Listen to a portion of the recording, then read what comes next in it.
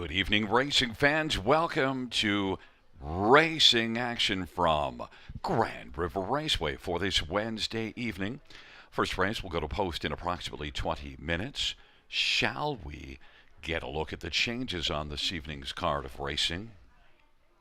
Note right now the track condition listed as fast. There are no changes in race number one. Race one is changeless. Race number two, money all day. Well, no money today. Scratched. Number 7, Saturday, it's going to be Bob McClure. Bob McClure drives number 7, Saturday in the second.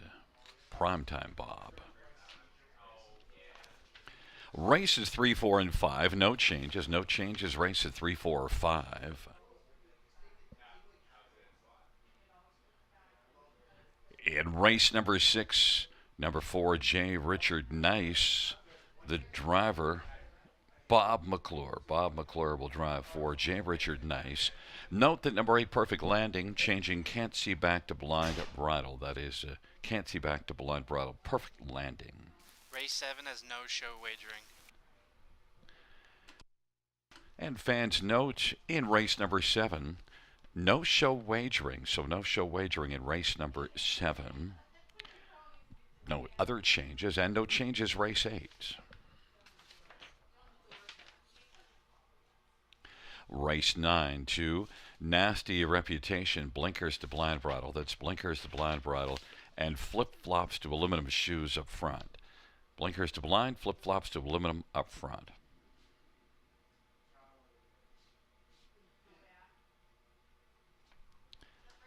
And the 10th race, number 1, Lincoln's Landing, Can't See Back to Blind Bridle. That is, Can't See Back to Blind Bridle. Once again, reviewing races 1 and 2. Note in race number 1, there are no changes. No changes, race number 1.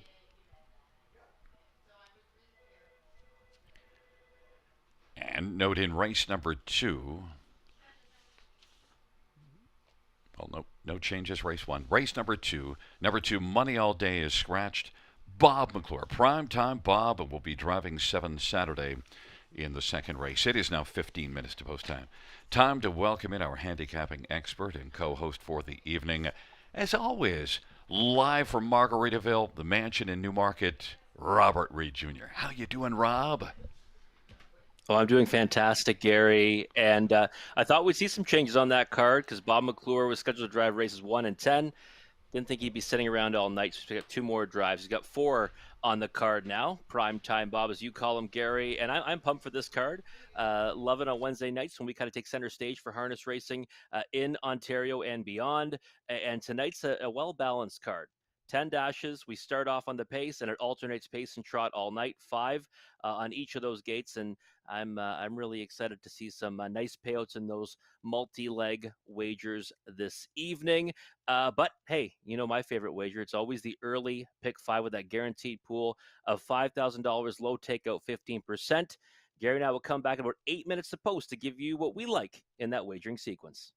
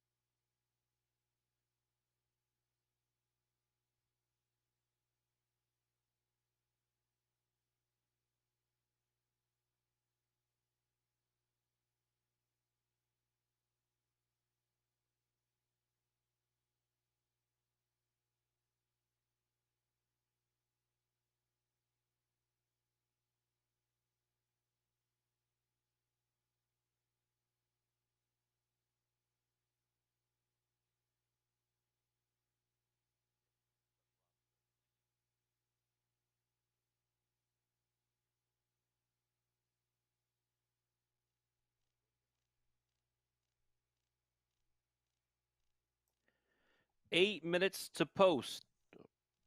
8 minutes to post for the opening dash here at Grand River Raceway. And you know what time that is? It's early pick five time, where Gary and I will map out our suggested wagers for you in the early pick five that has that guaranteed pool of $5,000, low takeout 15%. And there is the ticket I've mapped out this evening. Very inexpensive, just $1.60. Got three singles, and like I said, I felt kind of strongly about the card. Both of the pick five sequences, which spans the entire 10 race card this evening. Race one, though, 2 and 3 for me. The 2 Sir A looks pretty logical. A lot of fast times on there, racing at Mohawk Park and recent efforts. But I also like the 3 Century Gigolo, actually, as my top selection. That one making the same trainer changes, one that we saw prove positive for us on Monday nights at a nice price. And this time around, I'm hoping for similar results with Century Gigolo, a classy veteran with 18 wins and 193,000 made. 9-2 on the board right now. 2-3 for me in the opening leg. Just the 4, Veracruz in race 2. Lights out winner last time, right back in the same class. I think he goes out there and gets the job done again. We're not going to waste any equity by using anyone else there. Although the change to Bob McClure on number 7 Saturday is intriguing. I still am sticking with Veracruz, the 4, as my single. Race 3, the 6 Happy Nays, one I've been fond of and chasing for quite a while before that victory last week. Well, he was unbelievable last week going down the road. And if he tries a similar tactics tonight, I think they'll work out because there's not much speed to the inside of him in that race and a real nice win that he can build on. He had been hitting the board with incredible frequency going into that effort, and I think he doubles up in race number 3. So we're single in races 2 and 3. In race 4, the 1, 4, 5, and 6. We're going 4 of 6 in there. The 4 and the 5, Wallanack and JD Magic Moon kind of stand out, but I added in the 1, PL Quinella, the 6, Michaela's Angel, because when you're singling horses that are likely going to be short prices, you got to try to get a price somewhere. So that's where we're going to do it. In race number 4, now I did notice that on X, or Twitter as I still call it, I did put that the ticket was 1, 3, 4, 5. It should have read 1, 4, 5, 6. So if you look at my picks on X or Twitter, I put 1, 3, 4, 5. I did put a correction on there that it's actually 1, 4, 5, and 6. In race number 5, singling up the 5. First of an era. Going to triple up with that one, I think. 2 victories so far for Jason Libby. The perfect 2 for 2. Easy as can be, right back in the same class. And I think she triples up tonight. Just $1.60 for my early pick 5 ticket. Let's see if Gary Guy spent a little more than that. First off, as soon as we get off, I'm calling Elon and mentioning to him that you refuse to call it by its new name, and we'll see what he has to say. I got his number because, we're buds. Let's take a look here in this first race. You know, I got the 1, 2, and 5 and ham sandwich. I want to take a flyer because I'm looking for a price, so I have the 1, 2, and 5. I see what you're doing with Century Gigolo, and it worked for you Monday night, first start with Ashley Lenvoy, but I got to see a start. Race number 2, I don't have to see a start in Veracruz. I've seen enough, so I'm going alone with you. Race 3, well, you went alone with Happy Nays, but you know what? I want some backup. Easily the best and Island Attitude, 4, 5, 6. I'm just fishing. And, Island Attitude's one you've loved in the past and easily the best, so I'll go that way. And then in race number 4, the 1, 4, and 5 is my 3. I don't have Michaela's Angel, but, that last race at Mohawk, not great, but you do see those wins just before that, so that could be my getting bounced out, if not earlier. And in race number 5, you went alone with First of an Era, and that's the logical thing to do. But you know what? To heck with being... No, actually, I did go logical. What am I talking about? I went with the 5 in there, so, yeah. I thought it was going to be illogical, and I must have thought better eventually and said, no, you can't be that crazy. I mean, First of an Era. First, probably. So I spent a little more. $5.40. Robert. Still an economical ticket from Gary, $5.40. Just 3 chances for us to both find the winner's circle tonight. But I think there's a chance, there's a good possibility of that happening because we share logical horses for the first 3 legs. We then have 3 together in race 4, and then we're on the same single in the money leg race 5. Not sure if we have Conley's ticket to go over. Conley also does provide selections for us here at the river. And there's his ticket. So no singles for Conley. He's going 2x2x2 to kick it off. Sir A and Moonlight Boy in the first leg. He's going with Veracruz. He's added Gaelic Piper, who actually raced really well last time to be second. Don't mind that addition in race number 2. Easily the best of 4 on top of my 6 Happy Nays, who's my single in race number 3. And then 1, 3, 4, and 5 in the 4th race. So going 4 deep in there, we're all kind of thinking that might be the race where there might be a bit of a price that comes in. And then he's not singling the 5 First Venera in the money leg. He's going to use others with that likely short priced favorite. The 2 No Money Honey, who was a nice winner in the class below that last time, and the 4 Royal Tell, who was third to First Venera in their latest matchup. So $19.20 for Conley. So usually Conley's got the economical ticket. He's spending more tonight, and Gary and I are sitting on our wallets. But I think it's just a sequence that you kind of want to play it tight and maybe play it for multiple denominations. I think Conley took my advice when he was down here. He's mentioning that he's going to Vegas for a week, and I said, well, then you should try to make some pocket change this evening. So he's piling in to try to add up that bankroll for the trip to Vegas. So he's trying to take down the whole pool, basically. He wants to take down a big ticket. He wants to take that pool down to Vegas and see if he can multiply it. Never a bad idea. When I go to Vegas, you always got to build that bankroll ahead of time. So that's what Conley's doing with that $19.20 ticket in this early pick 5. You got a couple minutes to map out your winning wagers for this sequence. Again, the pool's guaranteed at $5,000 to take us always below 15%. Gary and I will be back in just a few moments to take a closer look at race number 1.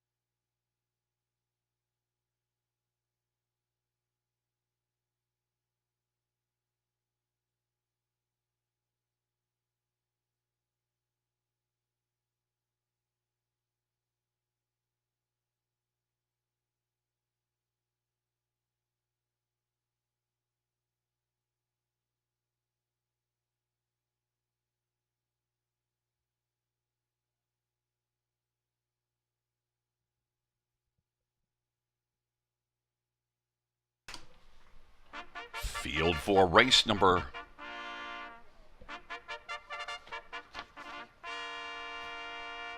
1 is on Post Parade. Number 1 is Better Than Pride. Austin Sorry for Kyle Bossens and Fred Niclerio. Number 2 is Sir A. It's Bob McClure for Len Lalonde Jr., Christina Lalonde, and Alan Colfer. And number 3 is Century Gigolo, Travis Henry for Ashley Lenvoy and Gino Toscani.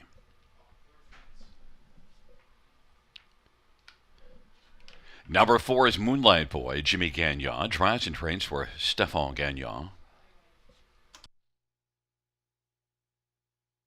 Number 5 is Ham Sandwich. It's Steve Houdon for Laura Toscani. Just waiting on the 6.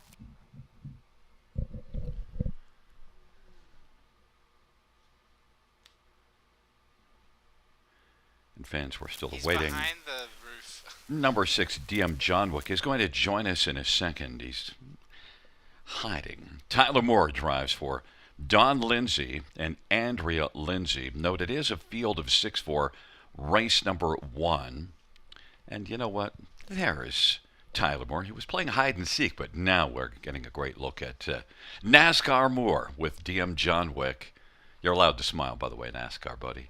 Let's get a look at this field with Robert. And, well, Rob, right away, we've got to talk about Century Gigolo because you have decided to throw all your eggs on this one. I do see what you're doing. First-time starter Ashley Lenvoy. That worked for you Monday night. Yeah, it did. And you know what? I'm also using the 2 Surrey and the multi-leg wagers here, Gary, just because I think that, that horse should shape up well in this dash. But yeah, Century Gigolo, it's an angle that worked for us with Better Half on Monday night. And that horse, I thought raced tremendously well. Did get a very, very favorable journey and perfect steer from Brett McDonald. But Century Gigolo is a classy veteran in his own right. 18 lifetime wins, 193,000, made him more than capable of taking this group gate to wire on his best day, or anything close to his best day. So we're hoping that the change of scenery kind of wakes him up. Travis Henry aboard too should help his chances. No top 2 finishes in 12 tries this season, but I think we're going to see a better version of him tonight. 10-1 morning line, no chance we're getting that, but 7-2 I think is a fair price. Well, in number 2, Sir A, prime time Bob McClure for Len Lalonde Jr. This is one that's a bit wind shy, but gets away from Mohawk and could be a factor. 5-2. Yeah, you kind of knocking heads right in those kind of middle claiming handicap events at Mohawk Park, and 1 for 23 on the season, 1 for 42 last year. I mean, that's just 2 for 65 right over the last 2 seasons, but does have quite a few on the board finishes. This is a more favorable spot for him. There's no question about that. But I thought he'd get over bet. I mean, right now I think he's probably the number he should be on the board at 2-1, and Bob McClure. Certainly will always help a horse's chances. So I like, I like Surrey here in the exacta with Century Gigolo, but obviously I prefer the former. Number 5, Ham Sandwich, hasn't won yet this year. This is a horse that I've loved a few times in the past and got rewarded. And I thought last race was better. Maybe he's sitting on 1 now. Yeah, it was hard for me not to use this horse in my pick 5. I tried to keep it as tight as possible tonight. I guess I could have added him in there because he actually was one we talked about after his latest effort. He's a speed type. He doesn't usually come from off the pace. He actually was closing very nicely from off the pace in his latest. Back half was 55-2. That should signal that he's ready for a top-notch effort tonight, especially third start off the bench. So if I was going to add another horse to my ticket, it would definitely be the 5 Ham Sandwich. And I think he's a reasonable price right now at 7-2. I'd probably want a shade or 2 higher than that if I was betting him to win. Number 1, Better Than Pride, is getting a lot of action off a break. Yeah, I think that probably too much action for me right now at 9-5. I mean, I put him 4th because I'll be honest, I didn't know what to do with him. Now, the break doesn't really count against him too much because if he does break again tonight, that wouldn't be one that would make him have to qualify, right? Because it happened on a track that was 1 second off. But it's still a cause for concern. Plus, before that, he did chop out the opening 3 panels before fading back to 3rd against a decent group, but still, I'd say one that's not too far off from tonight. So Better Than Pride for me is one I kind of wanted to watch tonight to see what he does this evening. And yeah, I'd say 2-1's an overbet. And then just a quick thought on Moonlight Boy because huge value, 14-1. Good last race. Really good effort last time. 14-1's a great number. He just couldn't crack my top 4 because I liked others in here. But if he comes back to his latest, he can be right there at the wire. Well, I have that one used on the bottom of the ticket, but as you said, he could be right there. Better Than Pride and Sir A on the inside, Century Gigolo. Moonlight Boy. To the outside, Ham Sandwich and DM John Wick. It's a field of 6. It's race number 1 on a wonderful Wednesday as we are gathered at the river. They're gathered in behind the gates. And the field for race number 1 has reached the start of the rough, and Ham Sandwich is going to leave out with Century Gigolo and Moonlight Boy. On the inside, Surrey better than Pride. Now Ham Sandwich took back after sticking his nose in front very quickly. DM Johnwick is back trailing the field. Century Gigolo. Moonlight Boy is now finding the pocket. Better than Pride third. Sir A is racing fourth. Then Ham Sandwich and DM Johnwick. And it is Century Gigolo with the lead. But here comes Better Than Pride, who's going to rush up first over now. Century Gigolo is at 9-1, but quickly moving up is Better Than Pride, and Better Than Pride wants to try to come on and clear to the lead, and is going to clear to the front. Century Gigolo second, Moonlight Boy is third. Sir A now moves to the outside, giving cover to Ham Sandwich, and then DM Johnwick is trailing the field. And it's three to the inside, three to the outside, and they raced off a quarter at 27-1 up to the half. Better Than Pride at 2-1's got the lead. Sir A is getting closer and is the 6-5 favorite. And Ham Sandwich is following Sir A, who stuck a nose in front against Better Than Pride.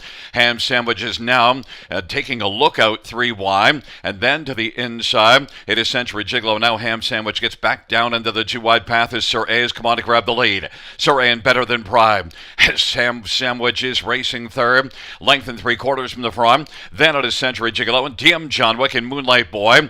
Off a half of 56-4. They race to 3/4, and now Ham Sandwich is coming aggressively against Sir A. It is Sir A. Ham Sandwich is on even terms now, and it is Ham Sandwich who's now come on to grab the lead from Sir A. Better Than Pride now is going to look for the passing lane, and then at a Century Gigolo, DM Johnwick late, but Ham Sandwich as they come on to the finish. Ham Sandwich is your winner. Ham Sandwich victorious. Century Gigolo Better Than Pride close for a second, but Ham Sandwich 153-3. Rob off to a flying start with my top choice, Ham Sandwich. And let's see the tote board. 5-2, Rob.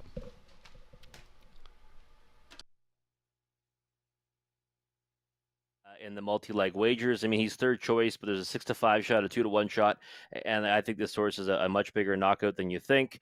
And you know what? It kind of sickens me a little bit that I had him pick third and I only went too deep, because we both noted how well he raced last time, and he is not one that usually comes from off the pace, but tonight showed more versatility again. I mean, that's a nice effort where, you know, he had cover, lost that cover, ended up in the first order position and just paced away. But we've seen horses kind of flourish with those kind of trips here at the river. Yeah, and I think the key too was that, as we mentioned earlier in the meet, if you're going to make the move, you got to make it before you get to the top of the stretch so that you're on even terms, and then you can drive by. Yeah, it's true. You're right. You don't want to be trying to power up, too late in the mile, and if you do get even with that pace setter at the head of the lane, they've got a tendency to just kind of keep on going. So, Century Gigolo, I'm happy with the effort. I mean, I bet a 9-1 shot. I thought he raced tremendously well. He's not that kind of a horse that kind of leaves out of there and then takes a hold and then comes back at them again. So the fact that he came back on for second at 9-1, he raced very well in defeat, and one that I'll let you come back to next time. Well, we did our job. I gave him the winner. You gave him the second one. You just put it together. Hopefully they did that. If they did, it's a really nice exacta. It's a 5-3-1-2 coming back in front of us. Number 5, Ham Sandwich. Ham Sandwich is a Roan 7-year-old Tell It Like It Is gelding, owned by Laura Toscani and Steve Houdon. Laura Toscani, the trainer. Steve Houdon is the winning driver. Steve's got his playoff beard still rocking quite nicely. It's the first win this year for Ham Sandwich and the 16th lifetime. 153-3.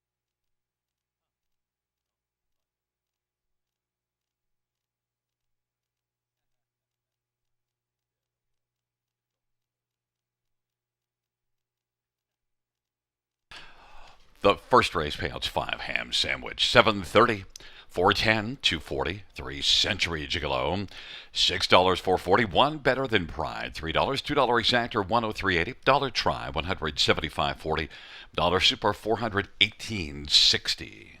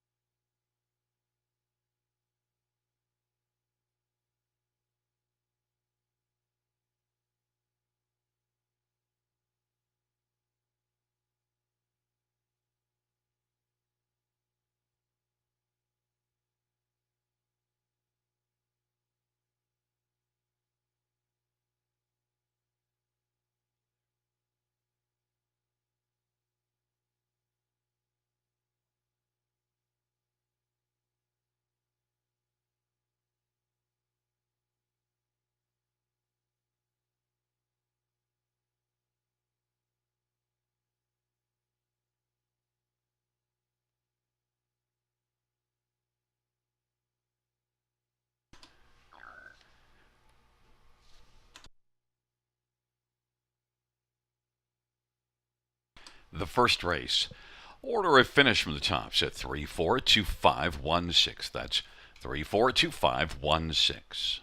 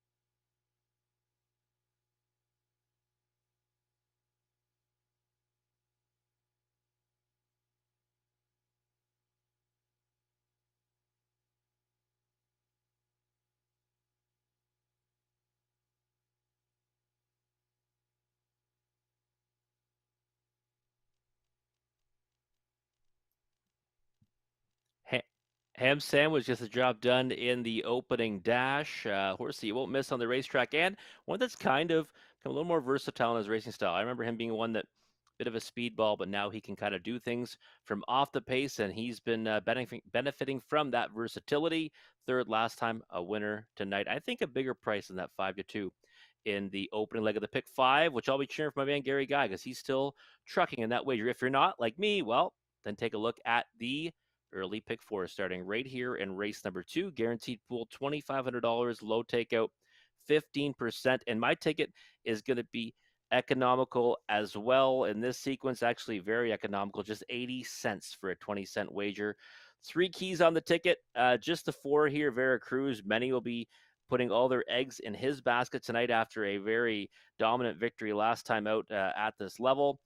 Fourth in his first start here at the river, first start north of the border, and for his new connections, new trader Tim Treweco, 2 starts back, and then he just was unleashed last time by Scott Young. Easiest kind of winner at a short price, and I think he doubles up tonight. So we're singling Veracruz here in the opening leg. Just the 6 Happy Nays in race number 3. Front end score for him last time, handled much more aggressively. I think it comes again tonight that way for Happy Nays. Not a lot of speed to his inside, and it should be confident coming into this. So just 4 and 6 in the opening 2 legs for yours truly. Then we're going to spread out a bit 1, 4, 5, and 6 in race number 4, going 4 of the 6 in there, hoping that's maybe where we're going to get a bit of a price in that leg, because in race 5 we'll likely have the one that many have singled on their ticket, the 5 First of an Era. Perfect 2 for 2 for Jason Libby. And doing it easy too, very easy in fact, and right back in the same class, looking to triple up tonight. I think she does. 80 cents for a 20-cent wager is the cost of my ticket. We'll get a look at Conley's ticket as well. I know that in the pick 5 he was looking to go a little bit deeper in many of these legs, so we'll see if he's doing the same in the pick 4, and he is. 4-6 here. So he's added the 6 Gaelic Piper after a nice second place finish last time out to go with the 4 Veracruz. The 4-6 in race number 3 as well, easily the best, and the 6 Happy Nays. So I'm singling. Then he goes the 1, 3, 4, and 5. So we share 3 of the same horses there in race number 4. And then in the 5th race, he's going 2, 4, and 5. That's No Money Honey off a nice win last time in the class below that.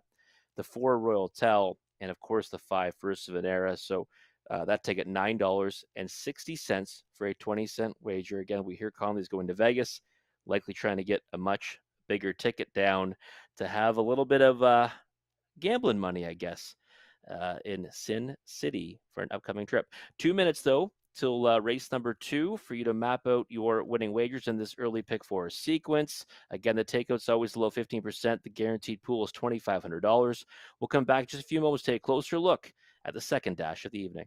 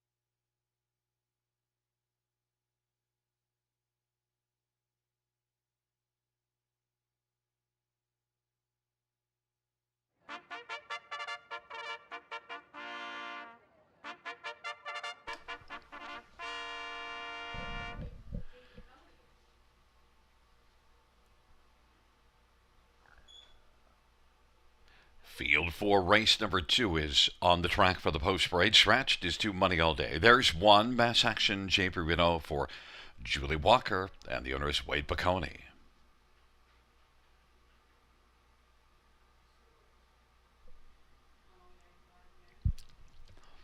Number 3 is Danish Brew. Blair Burgess drives and trains and partners with David Anderson and Sterling Fisher. Actually, 4 is Vera Cruz. Scott Young for Timothy Cherwaco and Gary Green.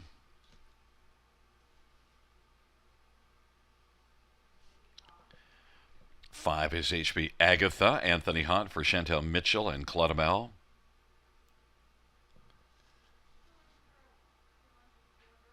Number 6, Gaelic Piper. Jason Ryan for John Yake and Jordan McGrail and Deborah McGrail and Bethany Craig.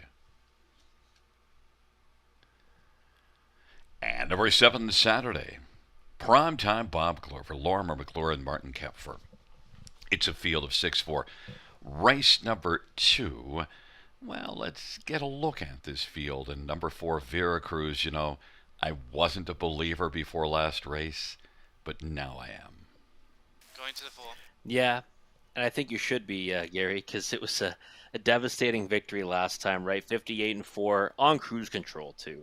I mean, just opened up by a wide margin under no urging at all, and looks exactly the way he looked last time on the track right now. Looks pretty good scoring down for Scott Young. And the progression of this horse was nice, too, and kind of follows the same paths we've seen others do for Tim Cherwaco when he does bring these horses up from south of the border. That do have some pedigree. They kind of easier effort first start out, and then much more aggressive second start. Now we're third start off the layoff and right back in the same class. So I couldn't go against them. Well, and it is the very logical one, 3 to 5, and probably going to stay well below even money. But look at we got to find the exactor ticket. We both went the same way to mass action. That's probably going to be the one that will get the most action for second, don't you think? I think so. I think she deserves to be second choice anyways. Back-to-back second-place finishes. Vera Cruz last time, before that Forbidden Treasure 2 weeks earlier. What do we love about this one, Gary? Back on that regular rotation, and now 2 starts removed from that break in stride in his lifetime debut at Mohawk Park. Looks pretty good on the track right now. Pole position, we know that's been a successful starting spot over this surface, and my main player underneath. Now, Gaelic Piper might be saying, well, listen, man, I went in 58-1 in mass action in 2 minutes and 3 last race, and I was second, so why not me? Yeah, it's a fair point, Gaelic Piper. But you know what I always say about time, right? Time only matters when you're in jail. Um, and again, Gaelic Piper, take nothing away from him. He's another one getting back in a regular rotation, and he missed more time between his latest effort. And he's been one that has really kind of raised his game in his last 6 starts. Just has been racing against tougher competition to the point that he hasn't been able to get to the winner's circle yet. Over 17 in his career, but he's been knocking at the door. Definitely have to have him in the trifecta and super, maybe in the exacta if that's the direction you want to go. Number 7, Saturday, is on the board at 8 to 1, and we get Bob McClure added in here. And, well, Saturday is going to offer a bit of a price, and it's only a field of 6, so the post isn't that important. What do you think about Saturday? Good first start at Hanover. Yeah, I liked him a little bit coming into this because I think this horse has some go. Good first start. Last time out, never really had much of a chance. Now you get Bob McClure in the bike, and the scratch brings him in a spot on the gate. Like you said, post doesn't really matter. I think he's definitely good enough to get a big piece of this, and I would not leave him off the bottom end of the exotics. With Bob aboard, I might even bump him up, to the second or third spot and use him in those areas because I think he'll be the value and can certainly boost the price of the exacta and try. Well, and does have that runner-up finish already. HB Agatha, back-to-back good races coming in and yet not getting any respect at 17 to 1. Is there enough value there for you to take a shot with HB Agatha? I couldn't do it on the win end, Gary, because I just think Vera Cruz could be too tough in here. But HB Agatha, I'm a little bit surprised that there's not any support coming for this horse because you're right. Back-to-back on the board finishes, just missed 2 back at Georgian Downs, long way on the engine. I guess last time getting beat by a wide margin, maybe that scares people away. But yeah, 17 to 1, not a terrible win price on HB Agatha. Well, it's a field of six for race number two, the second of 10 dashes on a Wednesday evening at the river. Mass action, Danish Brew on the inside. In the center, Veracruz and HB Agatha to the outside, Gaelic Piper and Saturday.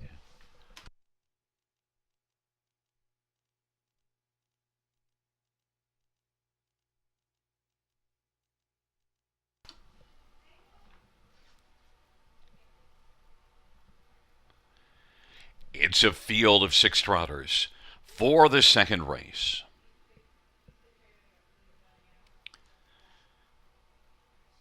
They're in position. They're at the start of the off, and HB Agatha, Gaelic Piper, and Danish Brew broke stride and is taken to the outside. Saturday's racing third. Veracruz is racing fourth right now, and then it is Mass Action. And now, as things have settled out, it's HB Agatha, 45-1, who's got the lead right now for Anthony Hahn. Gaelic Piper is second. Saturday's racing third. Veracruz is currently just relaxed racing fourth, and then Mass Action as the field comes off the turn and works on towards us. HB Agatha has the lead right now for Anthony Hahn. HB Agatha with a lead of about 2 1/4.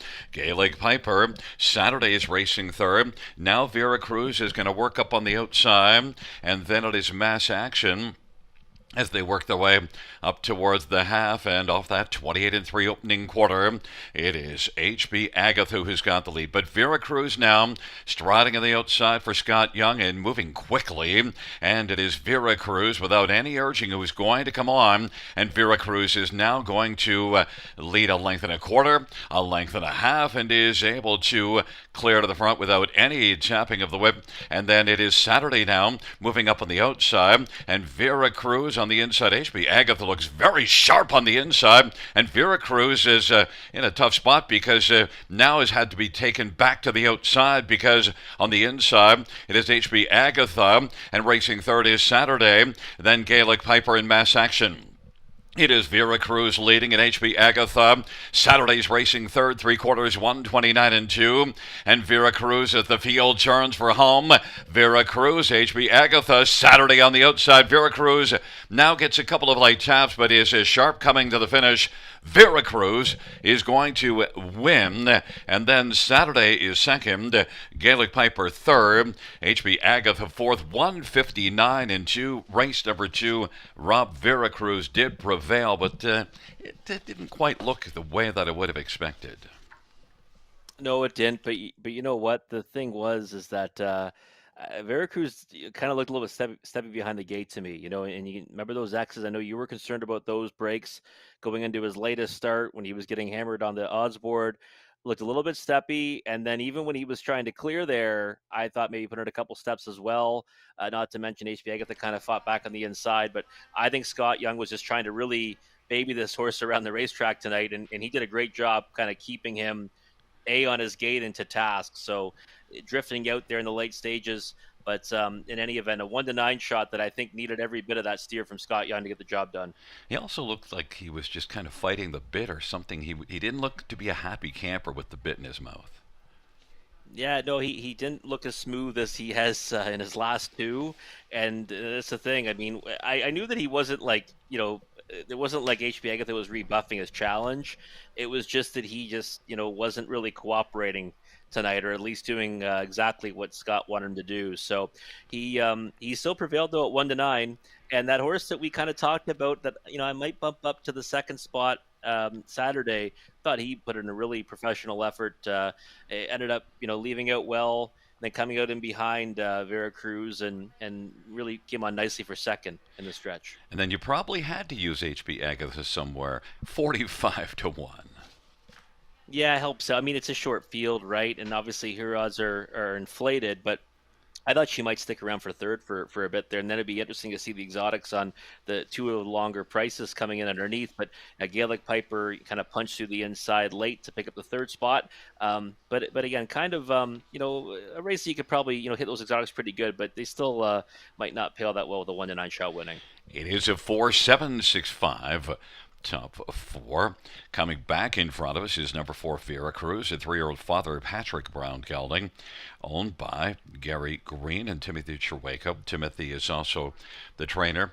Scott Young had the answer in race number 2, a mile of 1:59 and 2. Veracruz, second win in just 3 starts this year, second lifetime.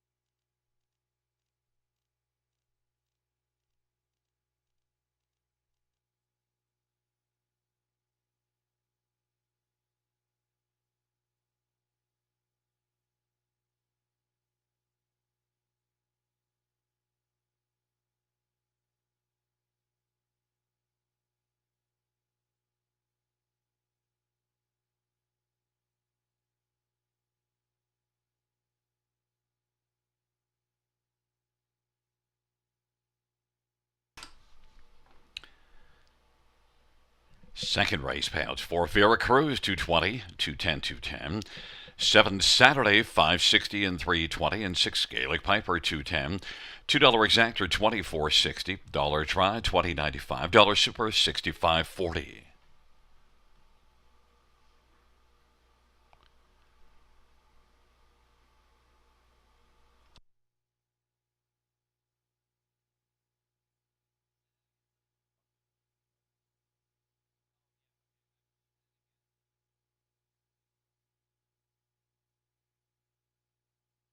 And the double of 5 and 4, $10.40.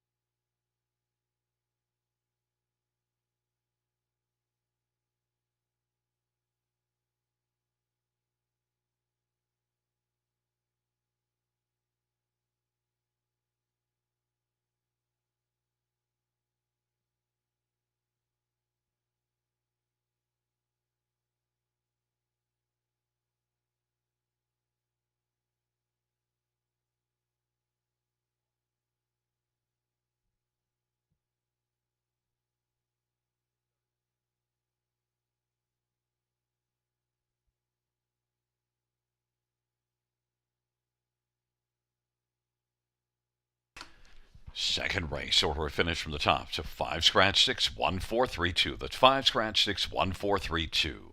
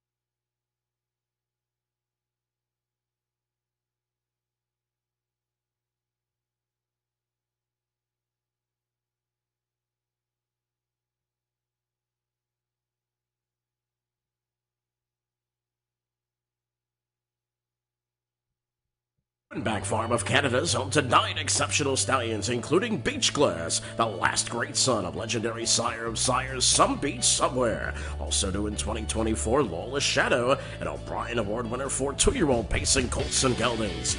Double millionaire betting line, sire of 5 winners of over $400,000.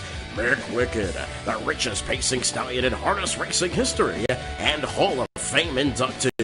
Trixton, sire of 6 who have earned over $500,000, including O'Brien Award winner Evident Beauty. Also standing Archangel, Better Than Cheddar, Better's Delight, and My MVP. For more information, winbackfarm.com.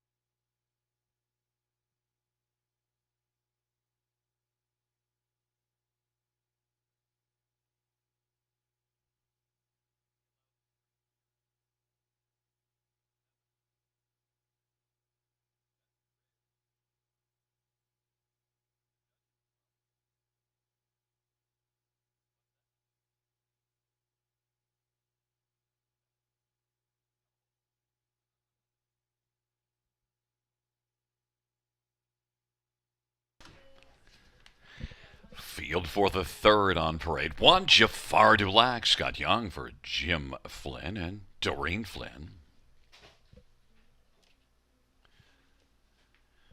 Number 2 is J.K.'s Henry Samuel Fillion for Zachary Carroll and Charles Winter and Helen McCrackus.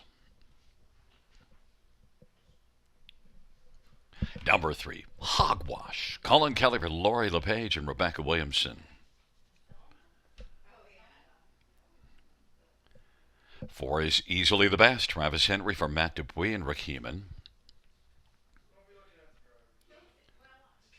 5 is Island Attitude, Brett McDonough for Chris Haskell and Don Scholdice. Number 6 is Happy Nays, Jay Harris for Derek Anderson and Russ Gorley.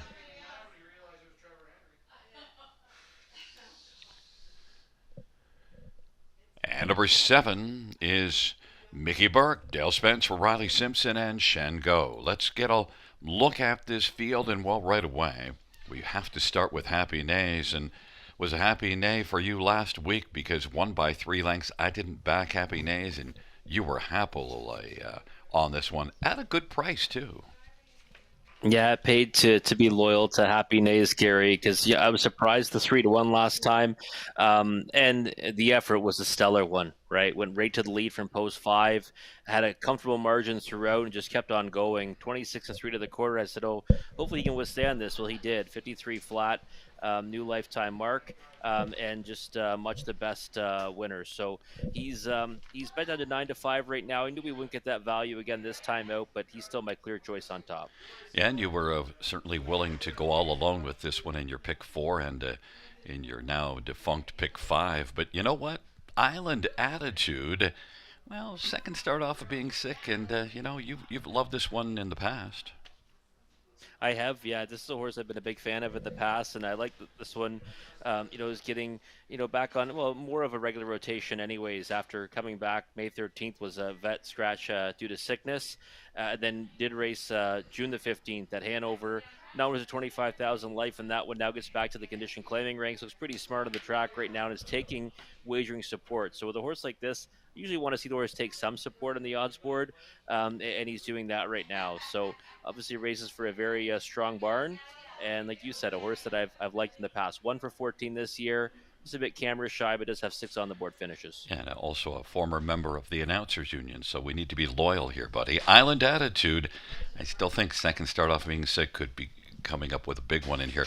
You know who also I think could be a strong one? Easily the Best, because if you look at that last race, that was a pretty strong effort. Yeah, it was easily the best. I thought last time raced pretty well. Post 7, got away third off the gate, was then first over for quite a ways before having to settle for 4th. Rounded out the Superfect at 29-1. And now kind of, lands into a decent spot, right? This condition claiming class, better post to work from, post 4. We'll have options off the gates. A lot of kind of things going for easily the best in here. I just not sure how he stacks up against the likes of Happy Nays' last effort. So I would still side with the 8-5 versus 2-1 on him, but I do recognize him with a big chance. I see he was standing there just to see what you had to say because he thinks he's sitting on a big effort. This is just the third start off of that November 6th layoff, so he certainly could be one that could come up really large. Yeah, he could. I mean, that's kind of the I guess the template, right, for when you're getting behind a horse to kind of find a little more. That third start back off the layoff, and I like the transition always, right, from a non-winners of lifetime or non-winners of last 3 or 5 class to a condition claiming rank. So again, a lot of boxes being ticked. 2-1 to me is still a little bit short on him. And then Jafar Dulac, June 8th at Hanover, a winner. Has had 3 starts since then. It was a bit better last race. Had a couple that didn't work well here, but went back up to Hanover. Has loved it at Hanover better.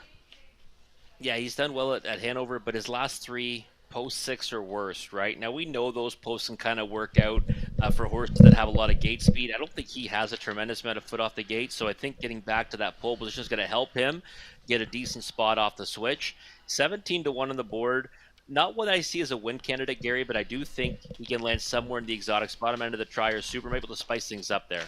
Well, we'll see how it unfolds as they're taking up their positions. Jafar Dulac and JK's Henry. Hogwash with easily the best and Island Attitude, and to the outside, Happy Nays and Mickey Burke. It's a field of 7 for race number 3.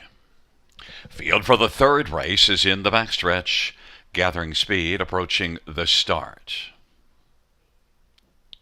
And the field for the third, all in position. And they're at the start of the rough. And getting out alertly now, Happy Nays, and easily the best is going to leave with Jafar Dulac on the inside. Jenkins Henry. Then it is back to Hogwash and Mickey Berg. And then Island Attitude is relaxed away the trailer. But right now, dueling easily the best in Jafar Dulac. And it's easily the best wanting to come on and clear to the front. And is 6-5 on the board. Jafar Dulac now is going to yield and race the pocket. Happy Nays is right behind those two, racing third. Then JK's Henry. Gap of 2 or 3. Back to Hogwash and then Mickey Burke. And the field races off the turn. That is Island Attitude trailing the field. Easily the best right now. And Travis Henry has the lead. Easily the best. Jafar Dulac. Happy Nays is on the inside racing third. It was a lively opening panel, 26-4. And the field heads up towards the half and racing position fourth. JK's Henry is moving on the outside and following Happy Nays, who took out from third. Hogwash is fifth, and then it is back to Island Attitude, who has a lot of work to do. And Mickey Berg, easily the best. And now Happy Nays on the outside is chipping away, but easily the best still looks sharp on top. And easily the best, that lead is just about a length and a quarter. Happy Nays racing second. Jafar Dulac is going to scoot through on the inside and is moving up off that half of 56-3. 3/4 for easily the best. Easily the best leads at a length and a half. Happy Nays is still digging 124-3 the 3/4 time, but easily the best right now holds that lead at a length and 3/4. Happy Nays on the inside. Jafar Dulac. Late push from Island Attitude out wide, and JK's Henry on the inside. It is easily the best as they come on down the stretch drive. Easily the best. Jafar Dulac up the inside, but easily the best. Sharp all the way to the finish and is going to live up to his name. Easily the best. Jafar Dulac, JK's Henry, and Mickey Burke. 154-4. Well, I don't know if we'd say easily the best, but he was the best, Robert. I might say he was easily the best, Gary. He was a really nice effort from easily the best there because, we talked about it last time, right? Post 7 got away third, tough trip. This time out was very intent on having the engine. That is the place to be. I mean, more times than not. And, Scott Young, by the way, and Jafar Dulac, he had a plan tonight to get that 2-hole. He pushed out of there and was hell bent on having that pocket spot, and it paid off. He ends up finishing second at a big price. But yeah, easily the best. I mean, kind of easily rebuffed the challenge of Happy Nays. When Happy Nays had to take down to the 3-hole, it's kind of the trip he's had to go in the past where it hasn't worked out. I didn't like our chances at that point, and easily the best looked very strong throughout. I thought that last race here, June 14th, kind of tipped the hand, and that was the second start off the layoff, and also had made a break the start before it. But easily the best certainly moved forward off that last race. Oh, he definitely did. And you know what? It's that angle I always love. I mean, I don't usually side against a horse that makes that move from a known as a lifetime, open company class to now a condition claimer. Usually that's kind of an automatic play for me. Should have been tonight. It wasn't. Had him picked for third, but like I said, I think he was much the best in there at odds of 6-5. Jafar Dulac, like I said, mapped out that perfect trip. It all came down to trip for him, right? Better post this time. It allowed him to get that more favorable journey, and he rounds to the exact at 12-1. Yeah, you get a better super because Happy Nays drops all the way down to fourth, and Island Attitude wasn't able to pick up Happy Nays. Was flying late, but a 4-1-2-6. But you get those prices. Glad that I fanned out 3 wide though there on that pick 5. Yeah, no, you're still rocking and rolling right in this pick 5 ticket, which I think is paying more than you think. Couple of favorites, but that first leg I think knocked a lot of people out. It's a 4-1-2-6. Back in front of us is number 4, easily the best. A 4-year-old He's Watching Bay horse, owned by Rick Heeman, trained by Matt Dupuis. Travis Henry is the winning driver. It's the first win this year. Easily the best, 5th win lifetime.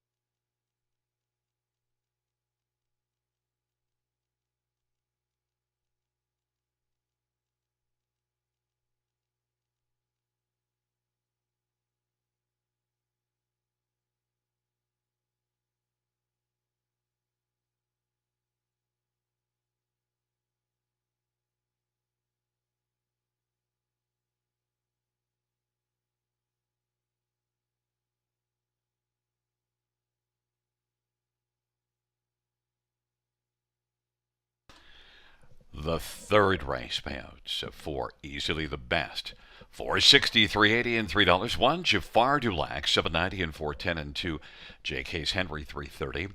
$2 exactor, 29.30. Dollar try, 57.90. Dollar super, 153.85.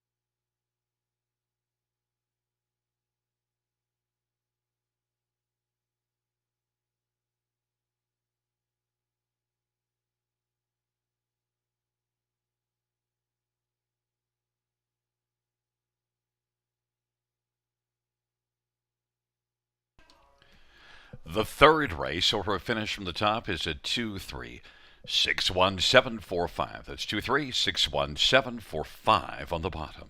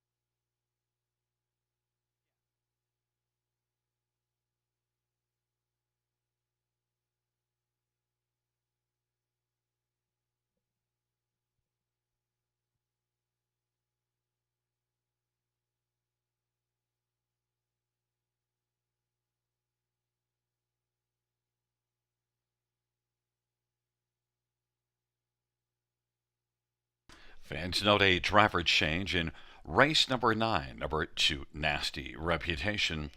Gary Rive will drive. Gary Rive driving 2 Nasty Reputation.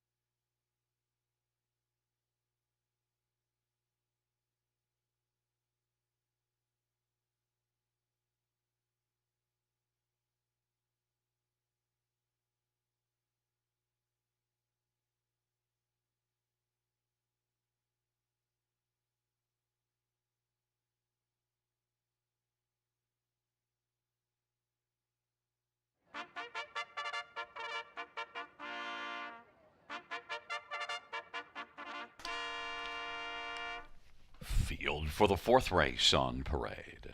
1 is PL Canella. Brett McDonough from Macdupuy.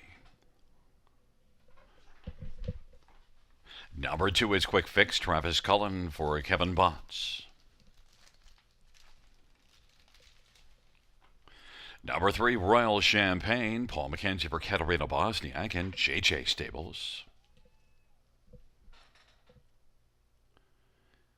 Number 4 is Wolonak, Tyler Moore for Kenny Ellis. Number 5, JD Magic Moon, Jason Bryan for William Beecham and Gavin Christie. And number 6, McKellar's Angel, Scott Young drives for trainer-owner Bill Meekins. Field of 6, race number 4. Let's get a look at this field. And, well, the tote board's been kind of interesting, Rob, to start this betting cycle. We both have Wolonak on top, and you gotta love the consistent form over a good long run with Wolonak. But Wolonak right now is the 2-1 choice. Hey, he's 2-1 choice right now, and I agree with you, Gary. I couldn't go against him on top just because of the consistencies he's had as of late.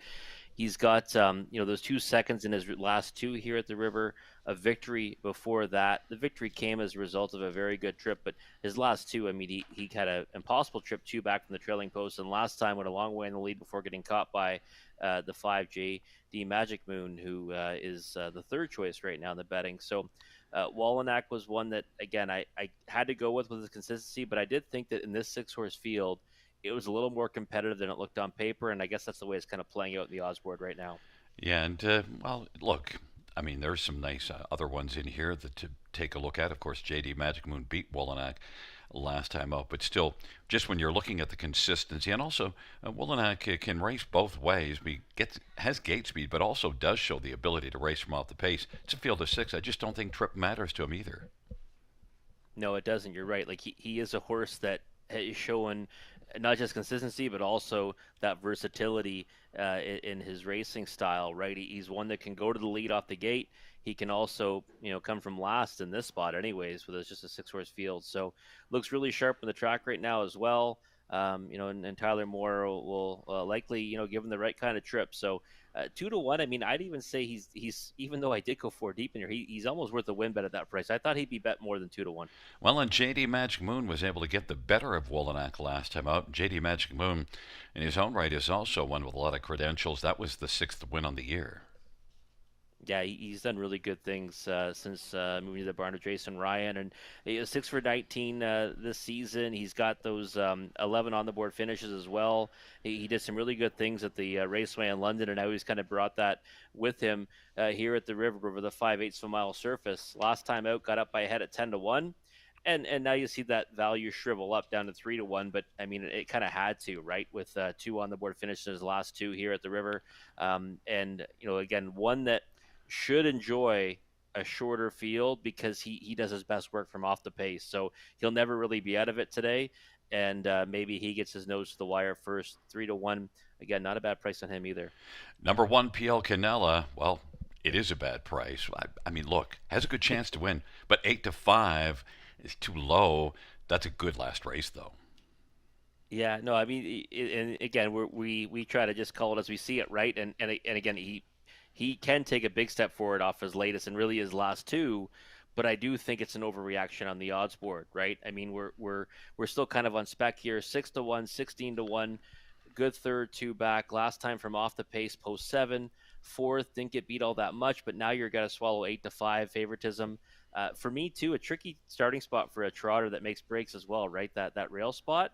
So he is getting post relief. He was 3rd from this spot, 2 back, but again, to me, a little too short, 8-5. I thought he was a good use in the multi-leagues. He'd be 3rd choice in the betting, but he's actually probably the worst value on the board right now. And a quick fill me in, McKellar's Angel, and then just a quick thought on Royal Champagne. Well, second start Lasix is something I love to jump on. Last time, you could just throw that one out for Michaela's Angel at Mohawk Park. Just trailed and was never able to get into the race. Maybe gets forwardly placed tonight. 7-1 is probably about the right price on that one. And the other one, Royal Champagne. Yeah, nice effort last time at 40-1. Not sure the same trip comes tonight, though. I think there might be a little more action in the early stages. But 10-1 is not a bad price on that horse. I thought he'd take more support than that. Definitely uncorked some early speed. It's P.L. Canella and Quick Fix on the inside of the center. Roy Champagne and Wolonak, and on the outside, JD Magic Moon, McKellar's Angel. It's a field of 6. Race number 4. They're nearing the start.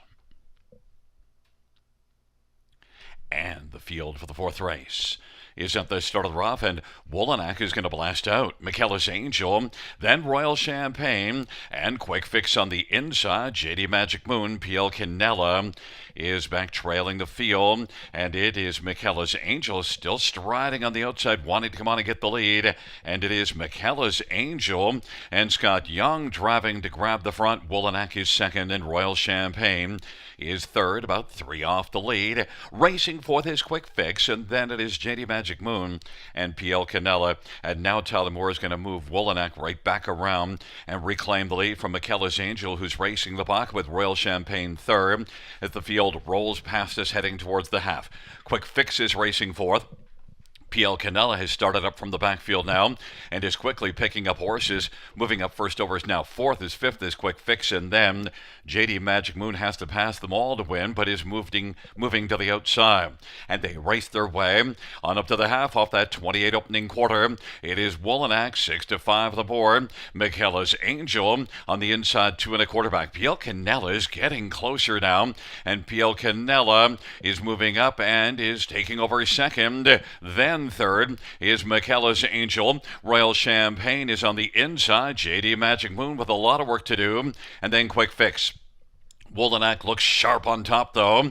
PL Canella drops down to the inside as Wolonak has a nice lead of about 2.5 lengths. 3/4, 128-1. Wolonak and PL Canella are getting away a bit, and JD Magic Moon now has grabbed third. Then Royal Champagne now is uncorking a late burst of speed, and then it is McKellar's Angel. Field turns for home, and it is Wolonak on down the stretch ride. PL Canella and Royal Champagne. PL Canella is trying to come to Wolonak, and PL Canella now has grabbed the lead. PL Canella is striding clear. Royal Champagne second. Wolonak dropped back to third, and JD Magic Moon fourth, 158-2. PL Canella, the money came early for PL Canella, and probably tipped the hand, Rob, and PL Canella is one that off that last race, being way back and coming flying, certainly lived up to it here now. Yeah, sometimes you just have to follow the money, right? I mean, not to say PL Quidella had been racing well coming into this, no doubt about it. But yeah, that was obviously much better effort today. Made a move sooner in the mile this time out, and you could see on the turn for home, Gary dropped in behind Wolonak, kind of had that one well in range and was going to go right on by. So, Wolonak has been racing really well and very consistent. Went to the engine tonight and just couldn't keep going. And PL Quinella just was too much in the late stages. Floated up to 8-5, second choice in the betting, but still took a lot more support than I expected. Of course, we have to really pay attention to Royal Champagne because used different tactics this week and came flying late. So Royal Champagne now back-to-back good efforts. The overall record's light for the 2 seasons, but now might be one that is finding his stride. Yeah, Royal Champagne last time out, forwardly placed, had a perfect trip, came up the inside.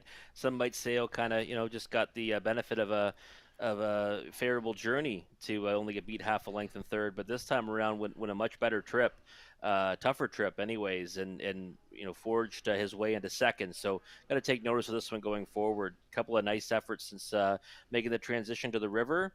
Both times at long odds, and I doubt that we see 18-1 next time out.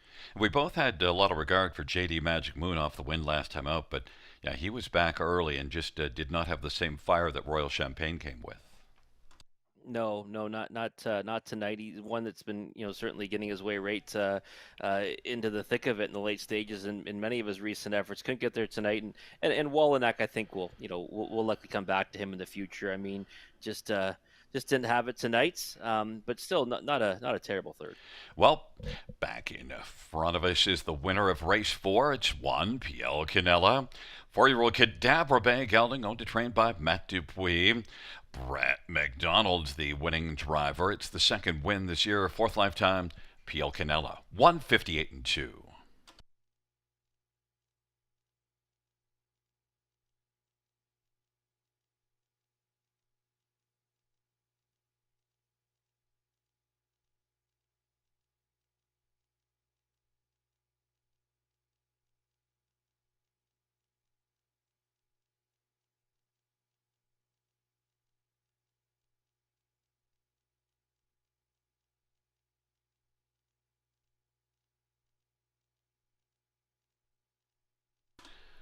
The fourth race payouts: 1 PL Canela 530, 370 and 260. 3 Royal Champagne 1440 and 390.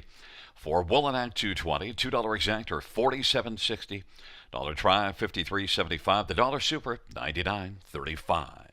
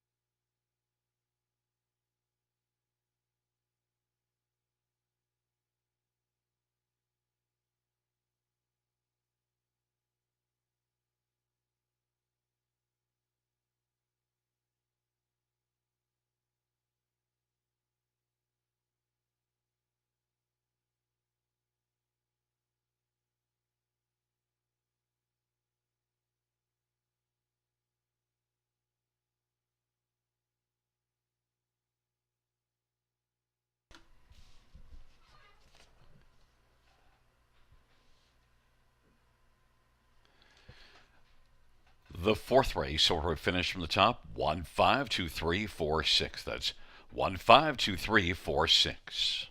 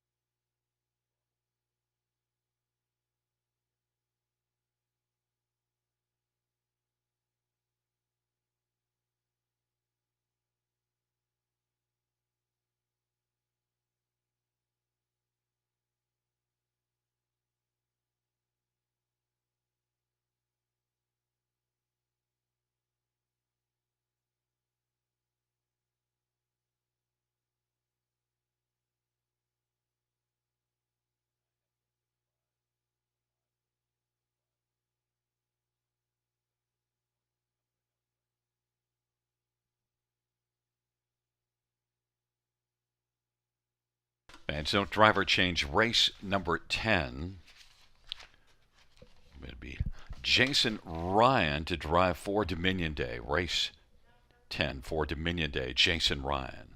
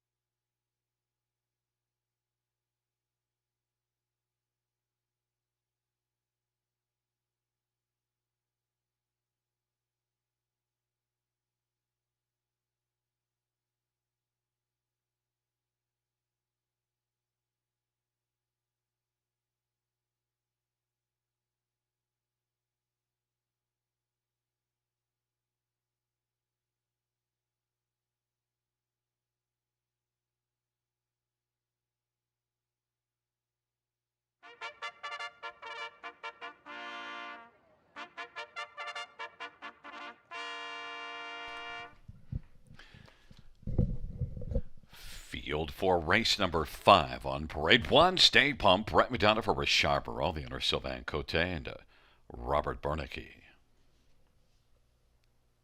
Number 2 is No Money Honey. Jason Ryan for Mike White, Yaski, and Stuart and Patricia Bolander. 3 is Dinner and Dancing. Travis Henry for Gordon McDonnell.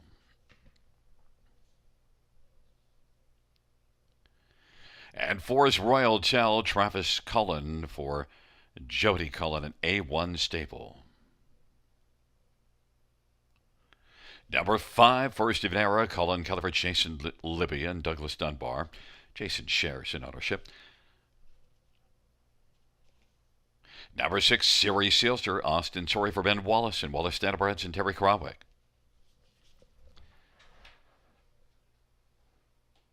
And number 7 is Fashion Forward, Anthony Hahn from Crone and Hut Racing. Field of 7, race number 5. Let's get right to it and start with number 5, First of an Era. And one that took a lot of early money. Has climbed up to 7-5, Rob. 2 starts for Jason Libby, 2 wins. Yeah, I'm actually shocked that we're seeing 7-5 right now in first of an era. She's been the easiest kind of winner, right? And both of her starts for Jason Libby, two backs at a two-hole trip to Val Victorian. Went past that one with ease last time out. Chopped up the mile her own herself, very quick fractions, and pulled away in the stretch, right back in the same class. So I love about these connections. They put her right back in for the same price, and she should, I think, be heavily backed here down to a short odds on status come post time. But I think there's still room for that price to drop, Gary. But I couldn't go against her here. I singled her everywhere. Should be very tough to beat. And I think if you look further down, also before Jason Libby had this horse, those classes, non-winners of six, Racing Tioga, and I just think that First of an Era, to me, I thought would eventually go off below even money. But look at the one that I'm interested to see what No Money Honey does because has been getting progressively better. Comes in off of a win, moves up a level, but that was a good mile, 54 mile. It was, yeah. I know it was easy too, right? Was spotted on cover, roll three wide, and just kind of inhaled her rivals before pacing away to convert as the odds-on choice. And the class below this one, stepping up, I think that she should have no issue being competitive with this group. I just think that she's got to hook one now, first of an era that's been doing it easy against tougher. And although I don't always think times to be all end all, quicker miles. So I have her pegged for second and like her chances, but I couldn't go against First of an Era off her recent two performances. You went to Brett McDonald, Richard Moreau on the ticket. I didn't, but I'm always leery to leave Richard Moreau off, and has had one start here. Now comes back on our favorite thing, a little tighter rotation. You bet, yeah, tighter rotation, and that effort last time is better than it looks on paper. Got away eighth off the gate, was kind of stacked up behind horses. There was kind of a big cluster of horses, a wall of horses, if you will, kind of in front of her. She had to kind of edge to the outside of them, and she was pacing forward in the late stages when she got up for a minor award in fifth. So the back half was 57 flat, 22 to 1 that time around, now 5 to 1. Like you mentioned, that regular rotation should help her chances. Second start, Richard Moreau. I like Stay Pumped underneath here everywhere. Exacta, try, high five. Number 4, Royal Tell, Travis Cullen, Jody Cullen, one that won 2 races ago against Lesser, moved up and, was okay, but still beaten 7 3/4. Yeah, long way back from first of an era, right? You've got to take that into account. That's why 4 to 5 versus 7 to 1. Reunited with her regular driver Travis Cullen, can help things tonight. And she's definitely shown some gears in recent efforts. 4 on the board finishes from 6 tries this season. I think that's probably your ceiling tonight. And my second choice might surprise you. It's 3, Dinner and Dancing. It's more of a hunch play, but it's a strong barn. Travis Henry's been driving very well this year, and this one you saw at London was good back in May. Does her best work on the engine. She can leave like a rocket off the gate. She moves in a spot tonight to post 3, and I think can get plugged in for a good trip. But again, her best work is usually done on the engine, but I think the first Venera is going to want to take that from her pretty quick. But if she's a 2-old trip, then she could be dangerous. It's a field of 7 for the 5th race. Stay pumped. No Money Honey on the inside. Dinner and Dancing, Royal Tell, First of an Era on the outside. Siri Sealster and Fashion Forward. Field of 7, the 5th race. They're into the backstretch. Gathering speed. Nearing the start.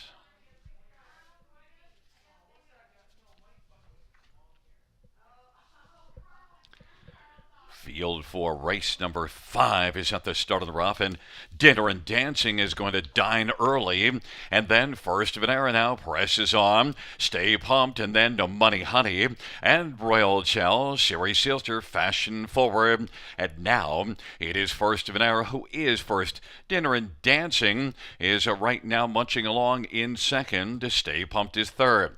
No Money Honey fourth, and then Royal Tell, Siri Sealster, Fashion Forward has to go past the field to win now, and they race off the turn, and they work on towards us. First of an Era, and Colin Kelly, 27 4 opening quarter, leading Dinner and Dancing, who's enjoying the view in the pocket, in front of Stay Pumped and No Money Honey. Then it is back to Royal Tell, Siri Sealster, and Fashion Forward is trailing the field. 27 4 opening quarter. And First of an Era is on fire right now and leads by about 2 1/4.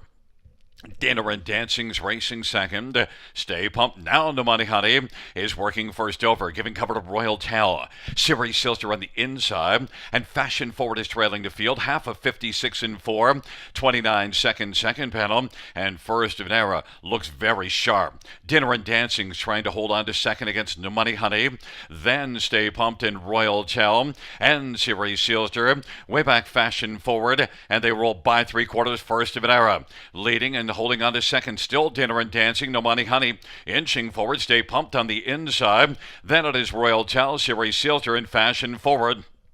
But it is First of an Era as the field turns for home. First of an Era, Royal Tell is out wide and closing. First of an Era, Royal Tell, Dinner and Dancing still holding second now. As they come to the finish, it'll be First of an Era. 3 across the track for second. It's between Dinner and Dancing and Royal Tell. And on the inside was Stay Pumped. 153 and 4, and well, First of an Era made it look pretty easy and made us look at those last two races and say, yeah, much the same. Yeah, Gary, I'm actually surprised she held the 2 to 5. I know that's not a price I would endorse betting a win ticket on, but I thought she would go off at 1 to 9 tonight because of the fact that she was such an easy winner in each of her last two, and faces really no one that would really all of a sudden be of any kind of imminent danger to her. And she just did the same thing again. I mean, she's now 3 for 3 for Jason Libby. Like you mentioned, I mean, she had been kind of doing, good things against probably better groups south of the border before that, but it has certainly raised her game for her new connections. Now a perfect 3 for 3, and I love the fact they kind of just kept putting her back in this class, right? Obviously, was purchased for a price that they can do that, and now is a perfect 3 for 3 here at Grand River, and done so in dominant fashion. Yeah, and such a great barn. Jason Libby often puts up big numbers. I'm guilty in that race of watching more Dinner and Dancing to see if Dinner and Dancing could hold off Royal Tell. I don't think that's the way it happened. But Dinner and Dancing gave a full run there, and I was trying to get that long shot at 25 to 1 onto the exactor ticket. Yeah, and it was definitely the right idea because, like I said, Dinner and Dancing, by far the fastest horse, snap speed off the switch, was going to be more than happy. And looks like they did hold second, Gary. There you go. You got your exacta. Got the try. That perked you up a little bit, didn't it? Eh? Yeah, there kind of woke up there. 5, 3, 4. Time. Wow. Yeah. And cash the pick But, 5 and get the try there. It's all good. Go ahead. Sorry. Oh, you're just killing it tonight. No, the humble brags from Gary Guy, but no, Dinner Dancing secured the 2-hole. That was the key to the race and holding off second. Very tight photo, but no, you got the better of it, Gary. Well, every once in a while, broken clock is right twice a day. 5-3-4-1-2. Back in front of us, 5 First of an Era, 4-year-old JK End of an Era brown mare, owned by Douglas Dunbar and Jason Libby. Jason Libby, the trainer. Colin Kelly, the winning driver. 3rd win this year, 8th lifetime. First of an Era, 153 and 4. Out trackside for the 5th race. Winner's photo of the Affinity Spirit Group. Thanks to Nicoya for coming out to enjoy our patio this evening. The Affinity Spirit Group showing their affinity for the horses out in the winner's circle for the 5th.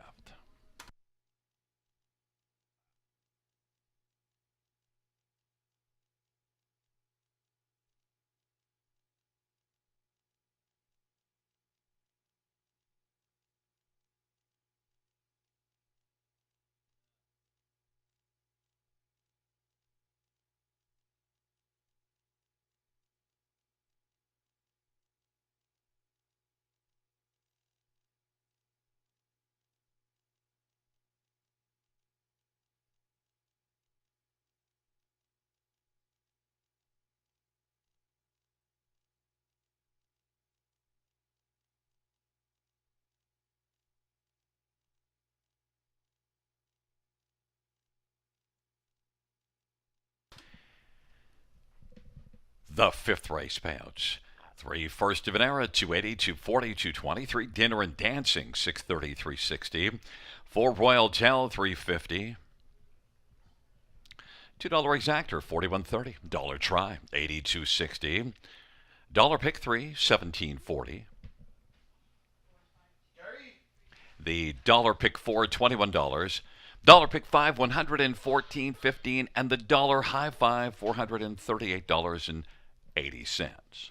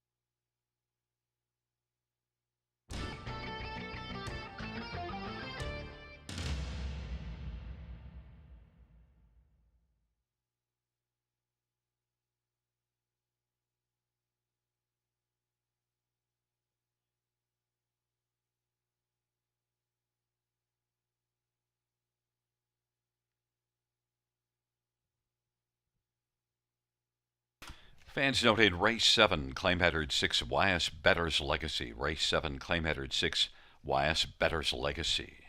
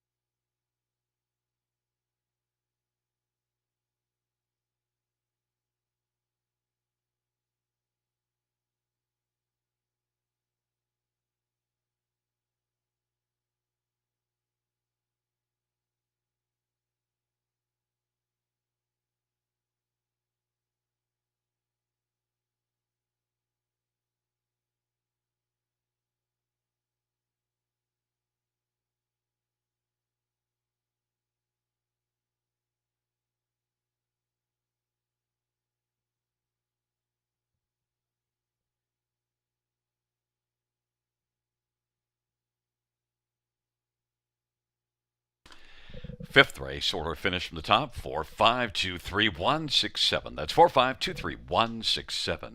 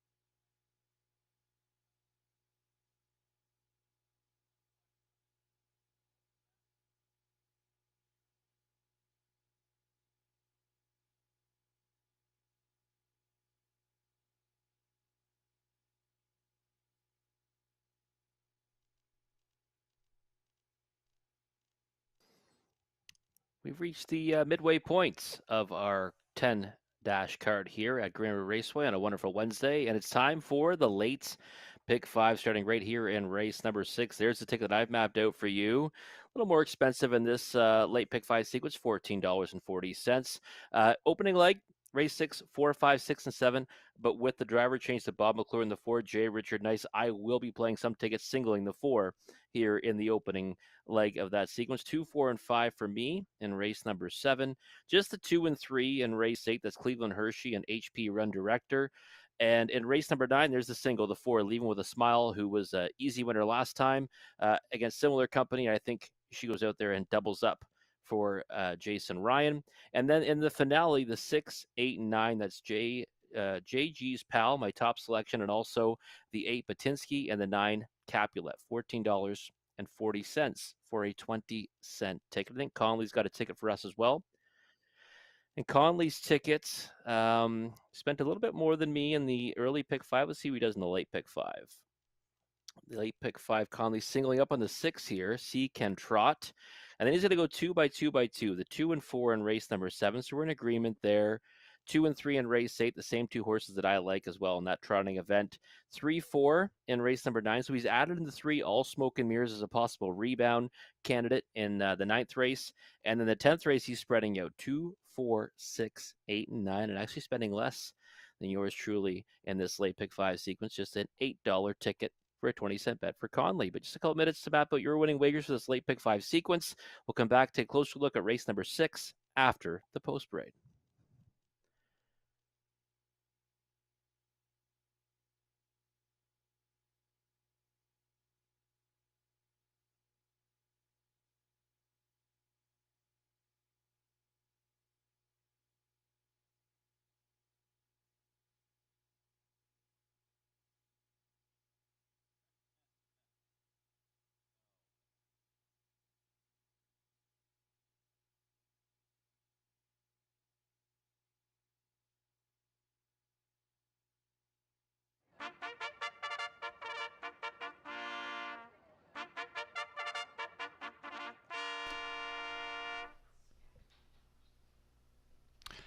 Field for the 6th race on Parade 1, Zippy, Zippora, Tyler Jones for Paul Reed, who trains and partners in ownership with Len Christopher and Gary Lance and Patrick Dillon. Number 2, Pajamas Optional, Jeffrey O'Brien, drives and trains and owns. 3 is Bold Landing, Austin Sorry for Laura Toscani and Gino Toscani. And for J. Richard Nice, Bob McClure for Lorimer McClure and Hartel Maintenance. 5 is Ultra Lady Ass, Jason Ryan for Dag Hendrickson. Number 6, C Can Trot, Brett McDonough for David Franz Stewart and Patricia Bolander. And number 7, Vimy Ridge Venti, Phil Houdon for Steve Lauren and Paul Mazzetti. And number 8, Perfect Landing, Steve Houdon for Laura Toscani and Gino Toscani. Field of 8. Race number 6, let's get right to it. And, well, nice price right now. Actually, not a nice price.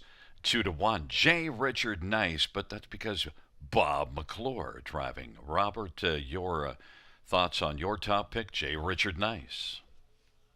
Yeah, no, I like this horse before Bob jumped aboard. A horse I've always been fond of, Gary. And, you know, Bob has driven him before, 3 times, in fact.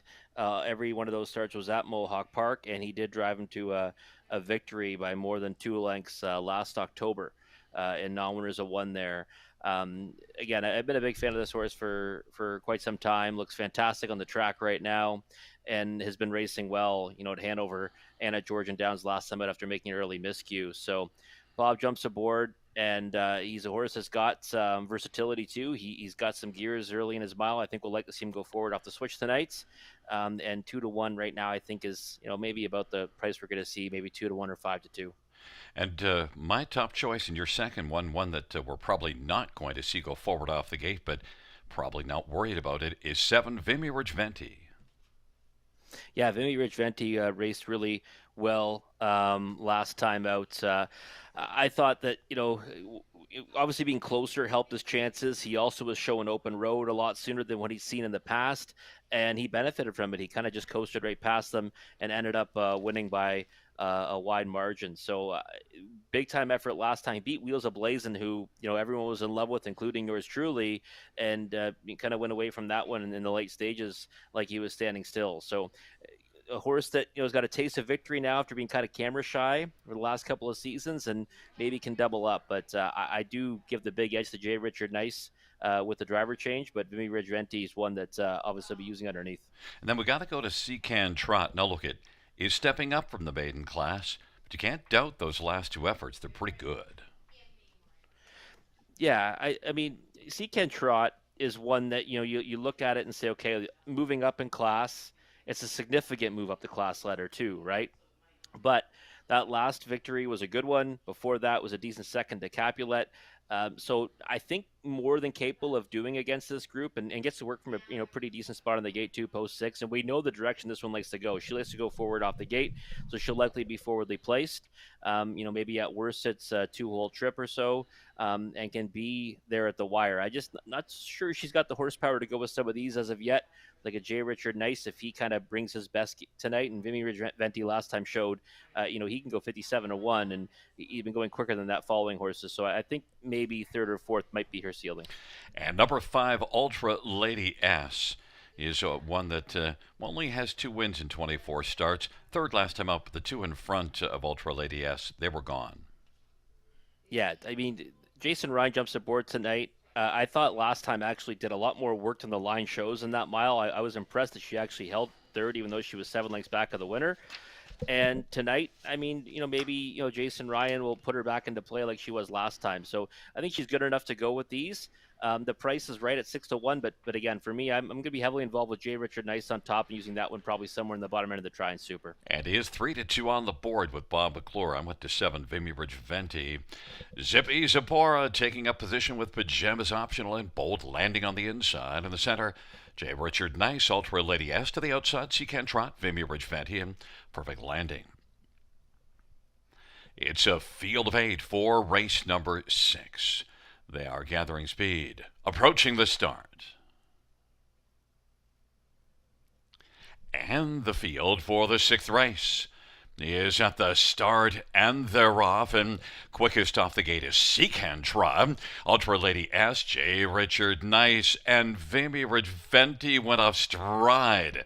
Right now it is Seacan Trot, and a break from Ultra Lady S as well. It is Seacan Trot, and now Zippy Zapora has lost his zip and has gone off stride as the field works on around the turn. And now J. Richard Nice and Bob McClure wants to come around Seacan Trot. And it is J. Richard Nice who's moving up against Seacan Trot and is going to clear to the front. Seacan Trot will be racing the pocket. Then it is Pajamas Optional and Perfect Landing. Right now is racing fourth, and then it is Bold Landing. Vimy Ridge Venti recovered. It is moving to the outside. Then Ultra Lady S, Zippy Zapora, as she is still off stride, is back trailing the field.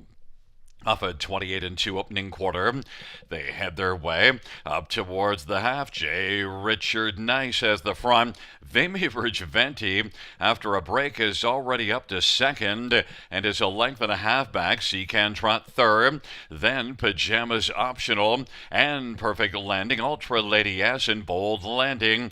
J. Richard Nice, even money on the board. Vimy Ridge Venti, 5-2 on the board, is on the outside, a length back. And then on the inside, third, Seacan Trot, Pajamas Optional fourth, and they head to 3/4 off that half of 101 and 3. J. Richard Nice and Prime Time Bob looking pretty smooth on the lead. And now on the inside, Seacan Trot has reclaimed second. Vimy Ridge Venti on the outside, well, now sharing second with Seacan Trot, and then Pajamas Optional comes streaking late now, and then it is Perfect Landing and Ultra Lady S and Bold Landing on down the stretch. Where they come, it's all J. Richard Nice right now.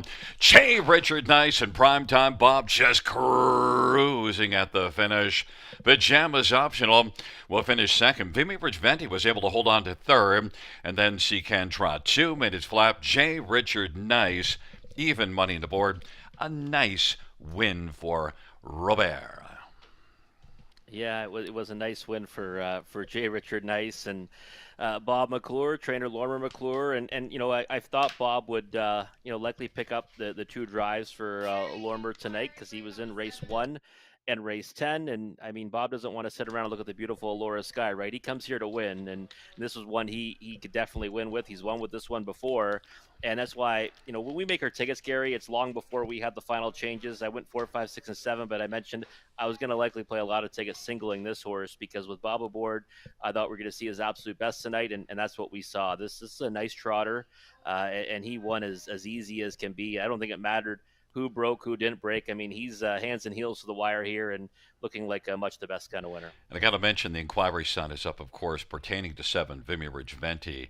And although that break certainly changes things, based on what I saw about J. Richard Nice, maybe didn't change it that much and did stick around for third.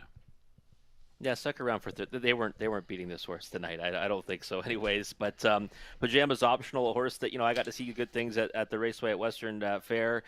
Picking up pieces, came around them late, wide move to be second there. It's going to help with some value in the exotics. And yeah, Vimy Ridge Venti, he's had braking issues in the past.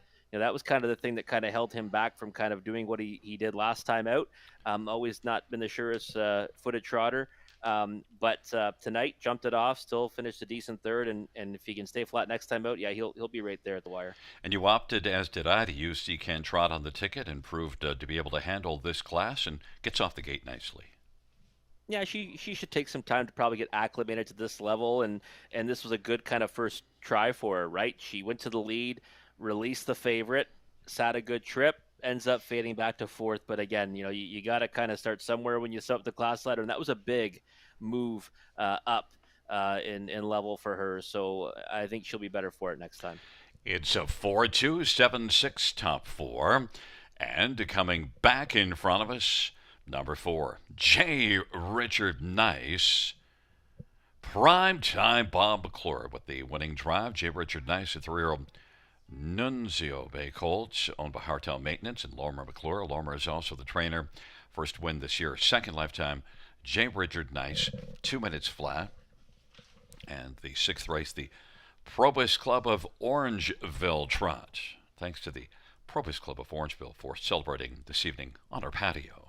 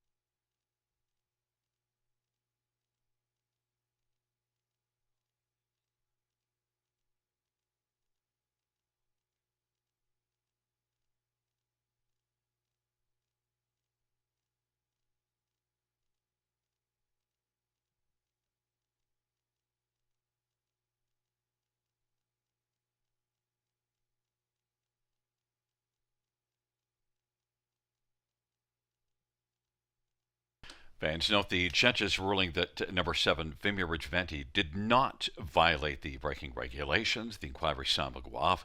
It's a 4-2-7-6 top 4.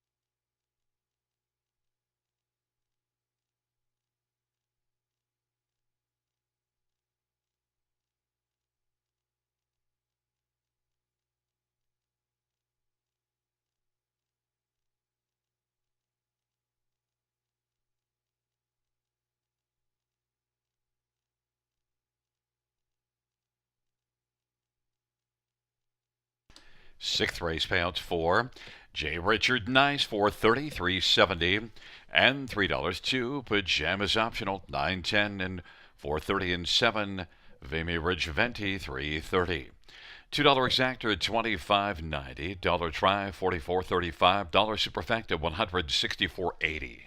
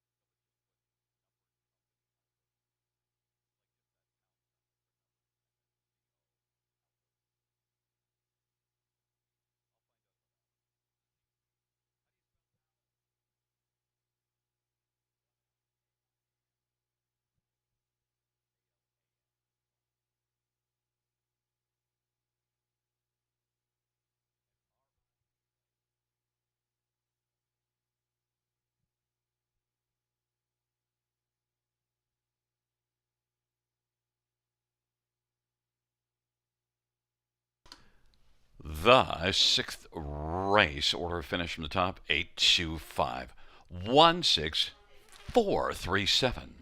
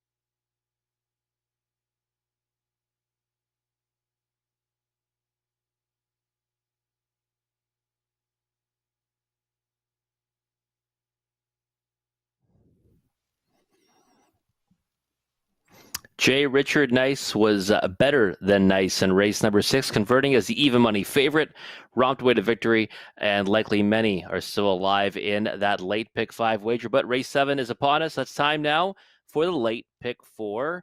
Low takeout is 15%. And yours truly, try to keep the tickets economical throughout the evening here at the river, and this ticket is no exception. $3.60 for a 20-cent ticket, 2, 4, and 5 here in race number 7. Baron's Weapon is even money. I figured that one would take a lot of support, but better than nice. I thought raced well last time. Now second start off a layoff, and Valentino of Lita is getting that change I like. Numbers of 3, back to the condition claiming ranks. I think that he will benefit from that transition. 2 and 3 in race number 8. Kind of a tricky trotting event, but I think they're the best two in that dash. Just the 4. Leaving with a smile in race number 9, and then the 6, 8, and 9 in the money leg. JG's Pal is the 6. I like that one's chances, but hasn't raced in quite some time. Batinsky, I thought, got in a lot of trouble last time. Can do better things tonight, but it is post 8. Capulet trailing post 6, 8, and 9 for me. $3.60 is the cost of my 20-cent ticket. Now, Conley has sent along a late pick 4 ticket as well. And I'm trying to remember what he did here. I think he was using the 2 Baron's Weapon in his pick 5. We'll see his ticket shortly, but I know he had the 2 Baron's Weapon on his tickets. I think he was going a couple deep here in race number 7. We'll see if we get it up on the screen shortly here so I can take a better look at it. Rob, while we're waiting for Conley's picks, I want to ask you a question here about this 7th race. No-show wagering. I'm surprised. The 5th race, no-show wagering, should have been placed on First of Narrow rather than here in the 7th race. And sometimes lately, what races they go with no-show wagering. I think you're right that Valentino of Lita against Baron's Weapon. I don't think Baron's Weapon is a below even money play here. Yeah, I was surprised that this was the race with the no-show wagering. I thought there was actually a few other spots that maybe were a little more at risk of the big show bet. But I guess the concern is with Baron's Weapon here in the 6-horse field. But yeah, I don't think it's a slam dunk in here, and was kind of surprised it was this race number 7 with no show wagering. But 2 and 4 for Conley's ticket here in the first leg. 2, 3 in race 8, 3, 4 in the race 9, and then 2, 4, 6, 8, and 9 in the money leg. $8 for a 20-cent ticket. They're coming out on the track for race number 7. Gary and I will come back, take a closer look at the upcoming dash shortly.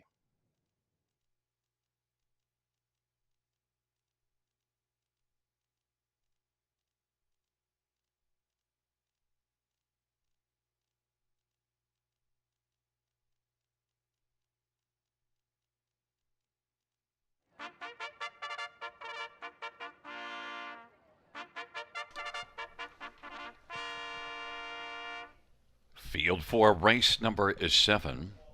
On parade 1, King Jules, Jason Rod for James Wellwood and Jeffrey Wellwood. Number 2, Baron's Weapon, Travis Cullen for Jody Cullen and A1 Stable. Number 3, Kansas Panic, Anthony Hunt for Macron and the estate of Brian Paquette. 4 is Better on Ice, Travis Henry for Dale Fritz, and Dale trains and partners with Edward Aitchison and Michael Sawyer. 5 is Valentino of Lita, Dale Spence for Ben Hollingsworth and Michael Goldberg. And number 6, Y.S. Better's Legacy, Brett McDonough for James Lee, a claim entered. Let's get a look at this field for race number 7, your top one. Robert 5, Valentino of Lita, and as we mentioned when you were doing the picks, that Valentino of Lita, I think, look, for me, I had a hard time deciding between Baron's Weapon and Valentino of Lita, but the tote board would make it easy for me to make that decision now. Yeah, 8-1's a good price. The thing is, Gary, look at the horses that he faced last time out. Crazy World would be 1 to 1,000 in here if the pari-mutuel system allowed it. Addie's Hanover, we've seen that one come back and race fantastic. And I was actually very impressed, if not even surprised, with how well this horse held on for third in there. They kind of got swarmed late, but gamely held on for the show spot before that finished fourth and against similar company. And this is such a difference now in class, right? In the condition claiming ranks, looking pretty fired up on the track right now. Horse that got forwardly placed last time and did good things. I like his chances tonight, and I was more than happy to put him on top, especially at the price of 11-1. So yeah, Valentino of Lita is one that I'm happy to be with here, and it's an angle that I typically like to get behind. Well, and I'm going to cheer for you because if you're going to get 11-1 over even money, that's the way you've got to go. Now, Baron's Weapon, I still believe will come up, but yeah, it's Jody Cullen, Travis Cullen, but the drop in class for the 5 is substantial. Baron's Weapon, though, it's been legit. Yeah, take nothing away from Baron's Weapon. This is not like a play against Baron's Weapon. It's just a play on a horse that you think might give you a little more value, right? Because Baron's Weapon has been hitting the board in each of his last 9. And those victories, 2 of his last 3, one right here at the river. And it was a pretty nice one too, right? Got away 6 off the gate, spotted on cover, came around them, kind of cruised to the wire. By all rights, I mean, he should be the favorite in here. Again, I was surprised. I didn't think he'd be as heavy as a favorite that they would take away show wagering, but I mean, that's besides the point. 6-5 right now on the board. The clear one to beat, but I'm going to try to do it with Valentino Lita. And Better on Ice, that last race for Happy Nays, June the 19th, was an outstanding one. Better on Ice, that's a good measuring stick, and is one that, you got to have a close look at. It's sitting at 4-1. Yeah, and I wouldn't be too worried about the form reference tonight to say, well, Happy Nays didn't come back and race all that well tonight. Because, I mean, he got a tougher trip tonight, right? First up, faded back to fourth, really wasn't a poor effort. And Better on Ice came into that one cold.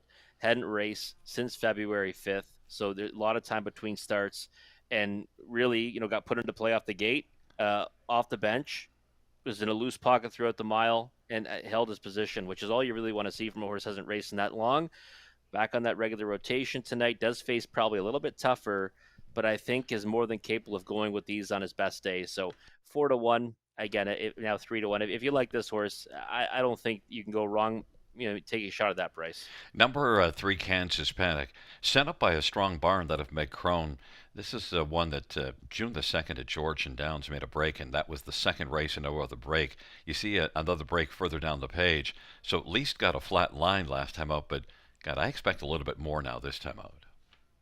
Yeah, and the thing that kind of plays into his hand is that he's at his best when he's coming from off the pace, right? So this spot here, 6-horse field, kind of can maneuver a little easier throughout the mile, and maybe he's the one that's going to be coming at them in the late stages. So he can take a lot of air as well. I've seen him do that before. And that can lend itself, to good things in a short field as well. So 7-2 on the board. I think I'd want a little bigger price than that, to be perfectly honest, if I was betting him flat. But I did, think that he was one that you'd have to have in the bottom end of the try and super. Well, it's a field of 6 taking up their positions, and Baron's Weapon is holding right now at even money. It is King Jules and Baron's Weapon on the inside. In the center, Kansas Panic, Better on Ice to the outside, Valentino of Lita, and YS Better's Legacy. Field of 6, race number 7. They're about to turn into the backstretch.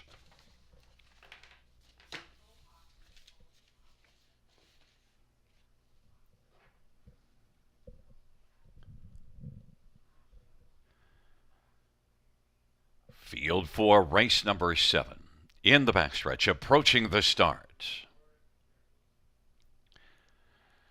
And they're at the start. And they're off, and getting out alertly right now is Valentino of Lita. Better on Ice skates through on the inside. YS Better's Legacy. Baron's Weapon is currently racing 4th, and then King Jules and Kansas Panic.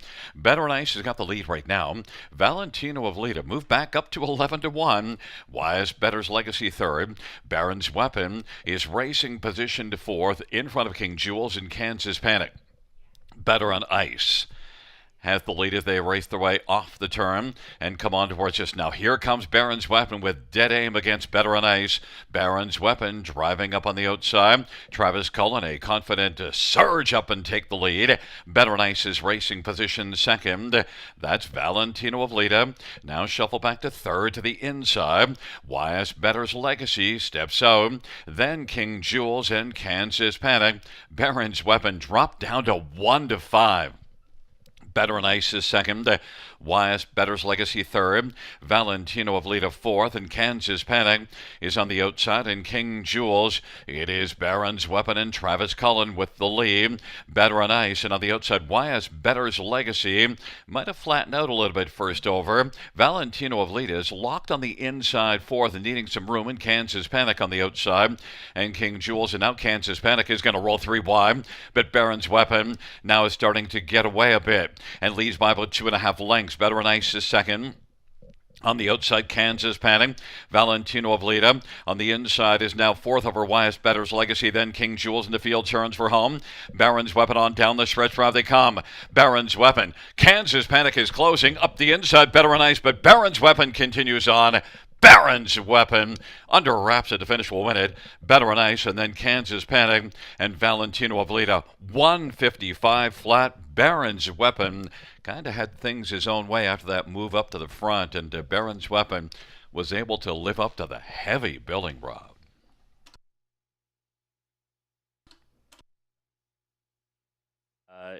Making that move much earlier this time out, likely because Travis thought he had the best horse in the race, and he sure did. I mean, he kind of just, coasts home to an easy victory. It does get things his own way, but no one was really able to take that away from him, right? We had horses try to come at him first over, weren't able to get close. That was YS Better's Legacy. Kansas Panic tried a wide move. It kind of just, left out there in the winner's wake, really. And the pockets that are Better and Nice, I thought might tighten up a little bit, but when he tried to, Baron's Weapon just paced away. So Valentino Lita kind of got boxed in, cemented on the cones, but really didn't have an abundance of pace when he did get room in the stretch. Just a much the best winner at a short price. Yeah, and I was watching to see if Valentino at Lita had just a little sprint, but I didn't see it at the end. But still, sometimes a horse can lose a little interest when they're just not really able to get into the race. Oh, they definitely can. I mean, and again, too, that really wasn't the way we drew it up with Valentino of Lita. When the gate swung away, I said, "Oh, this is perfect. It's going to line up 5-4, and then maybe Baron's Weapon comes around, and then Valentino of Lita can sit a 2-hole trip." But Better and Ice was intent on getting that early lead because probably anticipated that move from Baron's Weapon coming 1-5 shot and wanted to secure the pocket. So unfortunately, end up in the 3-hole and never really the best place to be, but the fourth this time out, and one that I think can be very useful in that class going forward. And I did think Kansas Panic showed us a little bit more, so one to look at now. Yeah, and it didn't get much help from the cover, right? First over cover kind of ended up backpedaling into him, made that wide move, and when making that move, we know it's kind of tough to do so at the head of the stretch there, especially when the leader's got lots left and paced away. So getting third there for Kansas Panic was a decent effort all in all. It's a 2-4-3-5, a top four. Race number 7 coming back in front of us is number 2, Baron's Weapon, 3-year-old Baron Hanover Bay gelding, owned by A1 Stable, trained by Jody Cullen. 7th win this year, 8th lifetime, and the winning drive to Travis Cullen.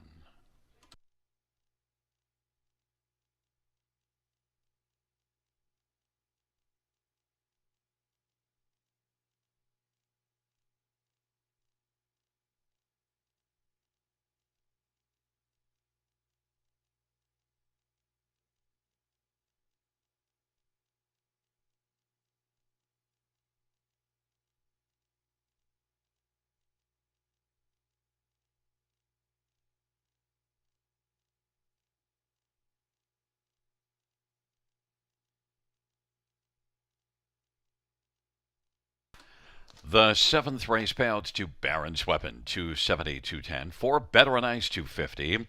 $2 exactor, $560. $1 tribe, $955. $1 super, $25.15.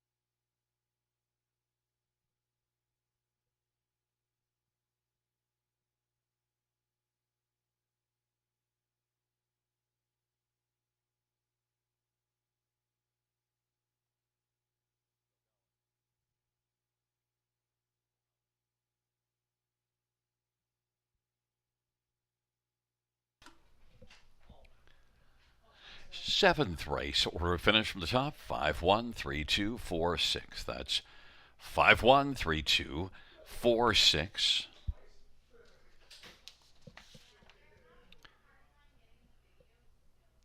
And the claim from the seventh race, YS Better's Legacy.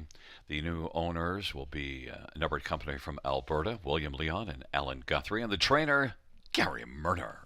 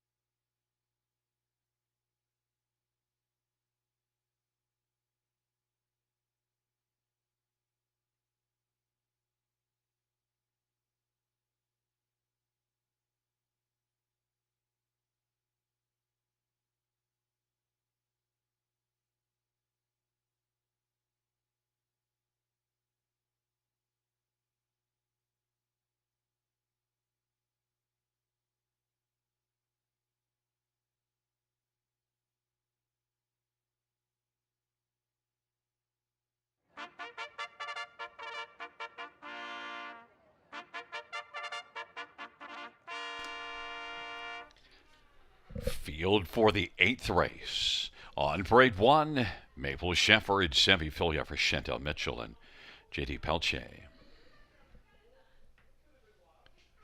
Number two, Cleveland Hershey, Jason Wright for Sarah by Jean, Michelle Carrier Incorporated, and Jean Carrier. Number three is HP Run Detector, Brett McDonough for Benoit by Jean Claudabelle. Number 4 is Smokin' Miramont. JB Renault for Julie Walker and Michelle Raymond.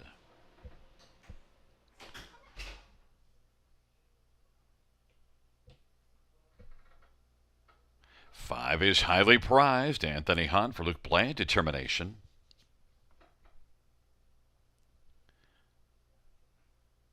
Number 6, My Time, Your Money. Rob Jenkins Jr. drives and trains and partners with Felix Marion. Number 7, Timel Twister. Dave Boughton for Don Lindsay, and the owner is Paul Lindsay.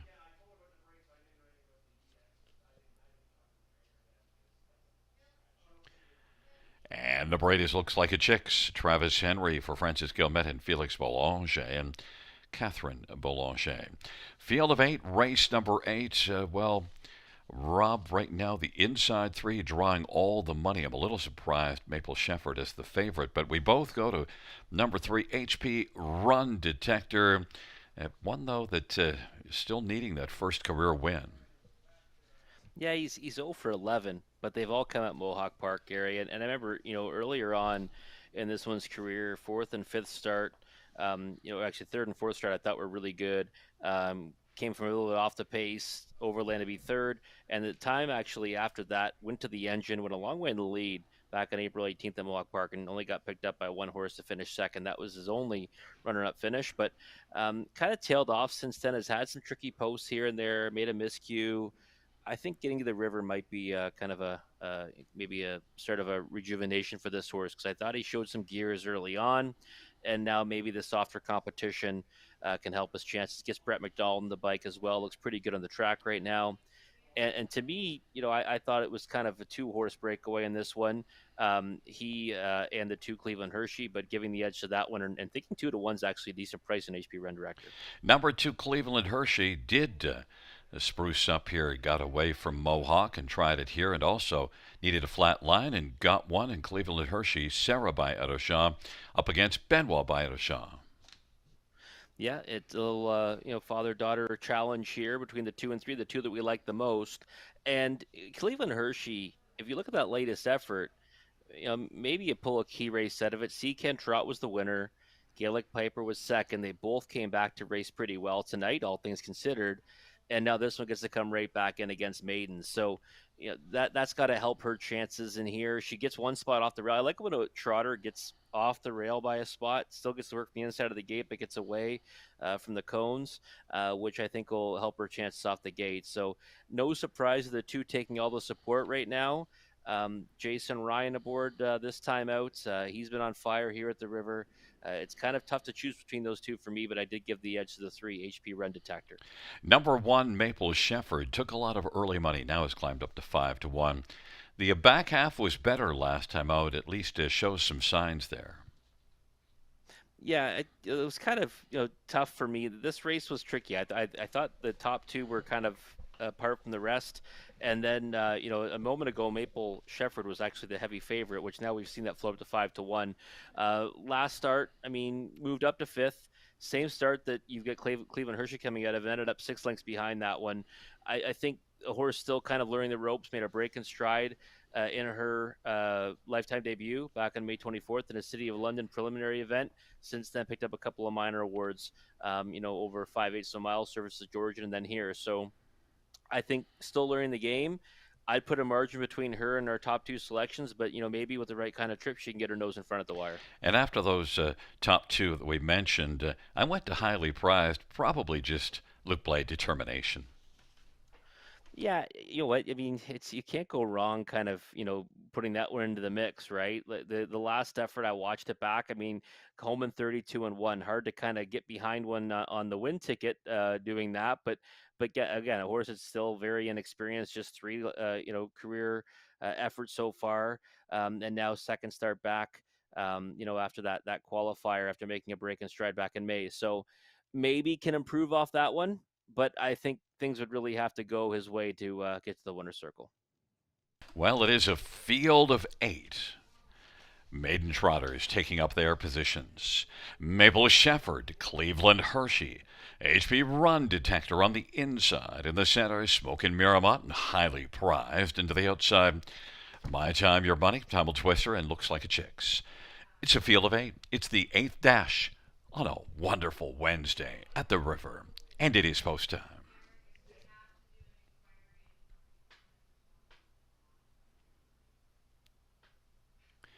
Field of 8, race number 8. 8th race trotters are nearing the start, and they're off. Maple Shepherd from the inside will lead with HB Run Detector. Cleveland Hershey, then Smokin' Miramont, My Time, Your Money. Highly prized, trailing pair, Tumble Twister, and Looks Like a Chicks. But right now, HB Run Detector is the one I detect leading, and the advantage is 2 lengths, and Maple Shepherd second. Cleveland Hershey's on the run. Smokin' Miramont now is going to inherit third. Then My Time, Your Money off stride as well, so now grabbing fourth is Highly Prized, and then Tumble Twister, and Looks Like a Chicks. But right now, HP Run Detector is enjoying a nice, comfortable lead of about 3 or 4 lengths with Brett McDonald in the bite, the 4-5 favorite off a quarter of 29-3. Just moseying on up to the turn and the half, and racing second is Maple Shepherd. Smokin' Miramont is third, and Highly Prized holds on to fourth right now as they work their way on past that half-mile check-in. And racing position fifth is Tumble Twister. Looks Like a Chick is sixth, and then back to the 2 breakers, but HB Run Detector is way out in front and is just on cruise control. Maple Shepherd is right now just wanting to hold on to second. Smokin' Miramont is third, and Highly Prized is fourth, and then Tumble Twister and Looks Like a Chicks, but it is HB Run Detector and Brett McDonald just coasting along with no urging required, way out in front. Leads it by 9 or 10. Maple Shepherd second. Now Highly Prized is going to grab third, then Smokin' Miramont, Tumble Twister, and Looks Like a Chicks, and it is HB Run Detector, who's already way out in front and home and cooled out, just needs to stay flat. Maple Shepherd second, but now trying to close on Maple Shepherd is Highly Prized. It's got to be HB Run Detector and Brett McDonald to win it under wraps. They battle for second. Maple Shepherd, then Highly Prized. Tumble Twister, 203 flat. HP Run Detector.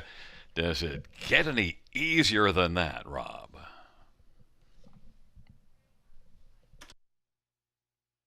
Kind of thought this one. I put this horse in the Horse Players Journal several times over his 11 starts because he did show some, some good efforts when he was leaving out like that and trying to get to the front off the gates.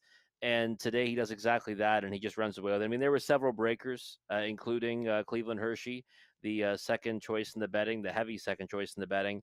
But it probably didn't matter. I mean, this horse was the easiest kind of winner tonight. And 4-5 looks like a bargain at the wire, doesn't it? Absolutely. And, you know, Maple Shepherd actually did a nice job to hold on to second. I didn't use that one in the top 4. Benefits with the break of 2, but at least Maple Shepherd, now you can look at that line and say, okay, there you go, improvement. Yeah, definitely. Yeah, it moves up a little bit, right? It gets beat by a wide margin.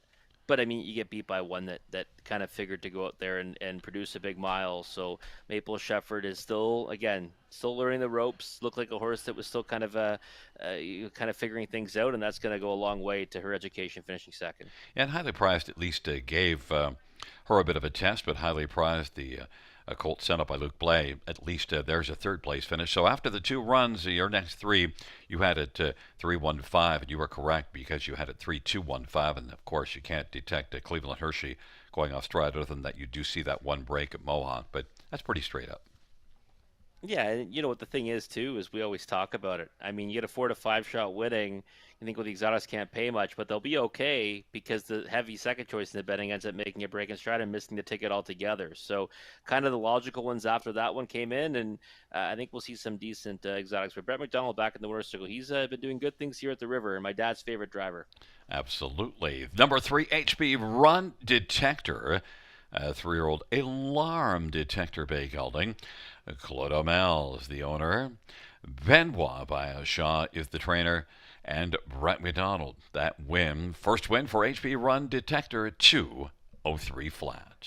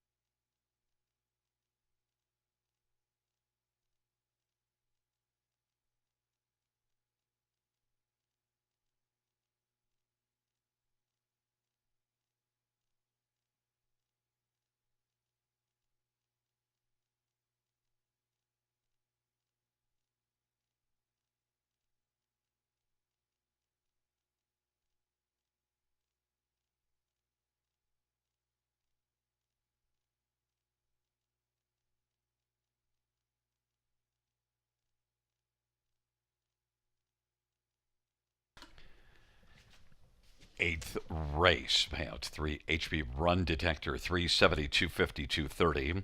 1 Maple Shepherd 270, 410. 5 Highly Prized 960, $2 exactor 31.90. Dollar try 77.70. Dollar Super 513.55.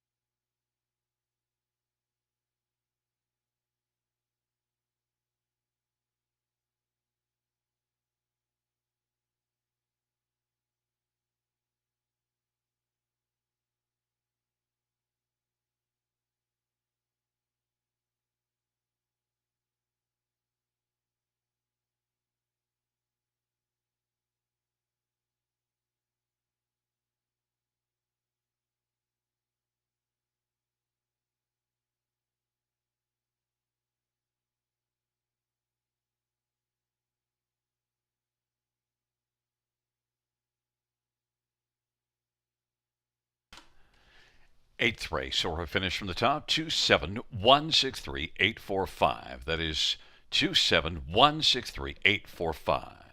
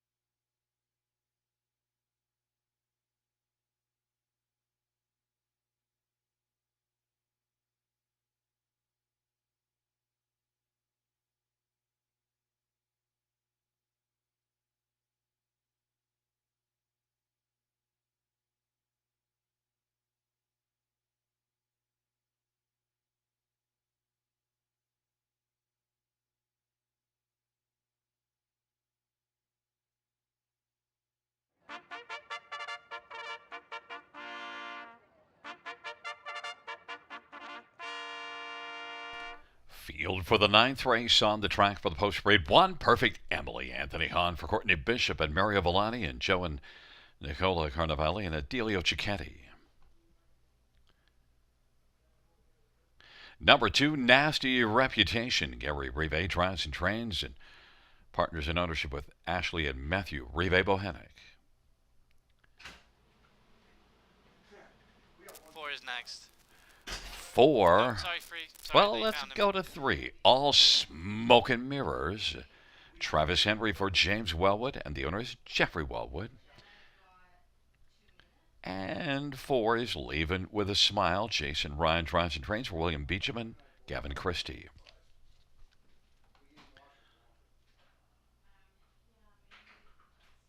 There is 5. Full Personality. Samuel Filion for Ashley Lenvoy and Gino Toscani.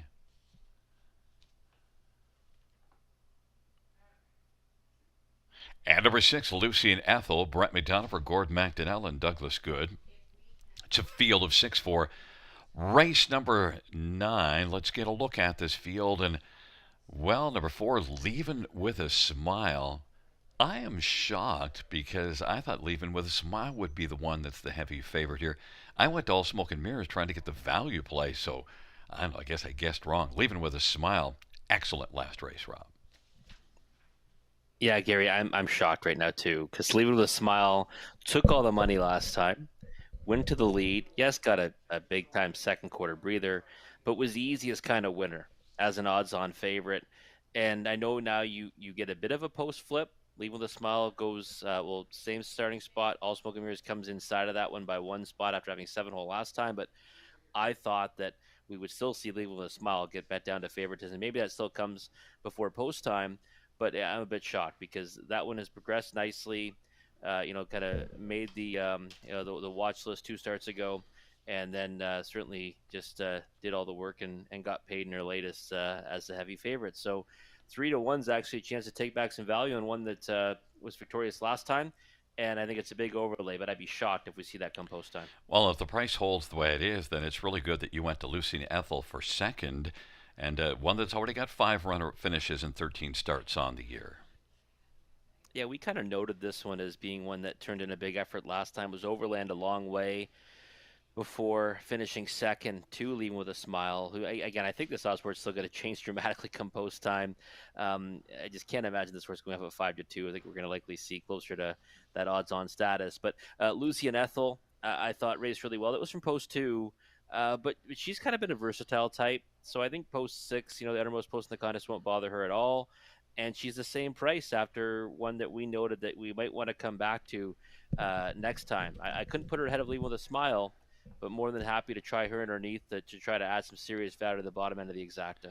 And as I mentioned, I went to All Smoke and Mirrors, but I thought I was trying to be cute and not go to the heavy favorite and maybe just disregard that last race because I really didn't have a lot of excuse for it, and I do see some good miles before that. Yeah, she was racing fantastic before that. She did have post 7. She left out of there. She was in the 2 hole behind the horse that ends up winning, which is Leaving with a Smile, and wasn't able to put any kind of a dent in that before fading back to 5th. So, I mean, she was just as much a benefactor of those, middle panel breathers as Leaving with a Smile, and she still weakened late. So, again, I think the odds has to flip come post time. Odds on would kind of be, obviously way too short of a price, even though she was racing fantastic before that with 4 consecutive top 2 finishes and 3 wins in a row, prior to that. So I think that she's in with a chance, but 4-5 is much too short. And then when you're trying to figure out who to go with 4th, well, how about the horse that finished 4th in 4 of her last 5 starts, and the other one was a 3rd, Nasty Reputation? Yeah, and I'm not going to get away from Nasty Reputation somewhere on the ticket. Like that she gets away from the flip-flops tonight, too. Always love that, a shoeing change. And like you said, she finishes 4th with frequency. I think she does get a piece of this somewhere. Try her super.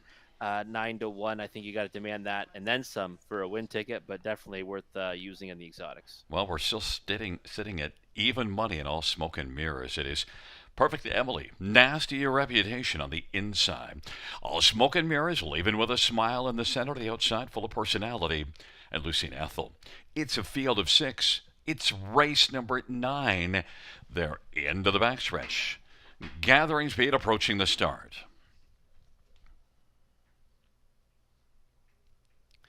And the field for race number 9. All in position.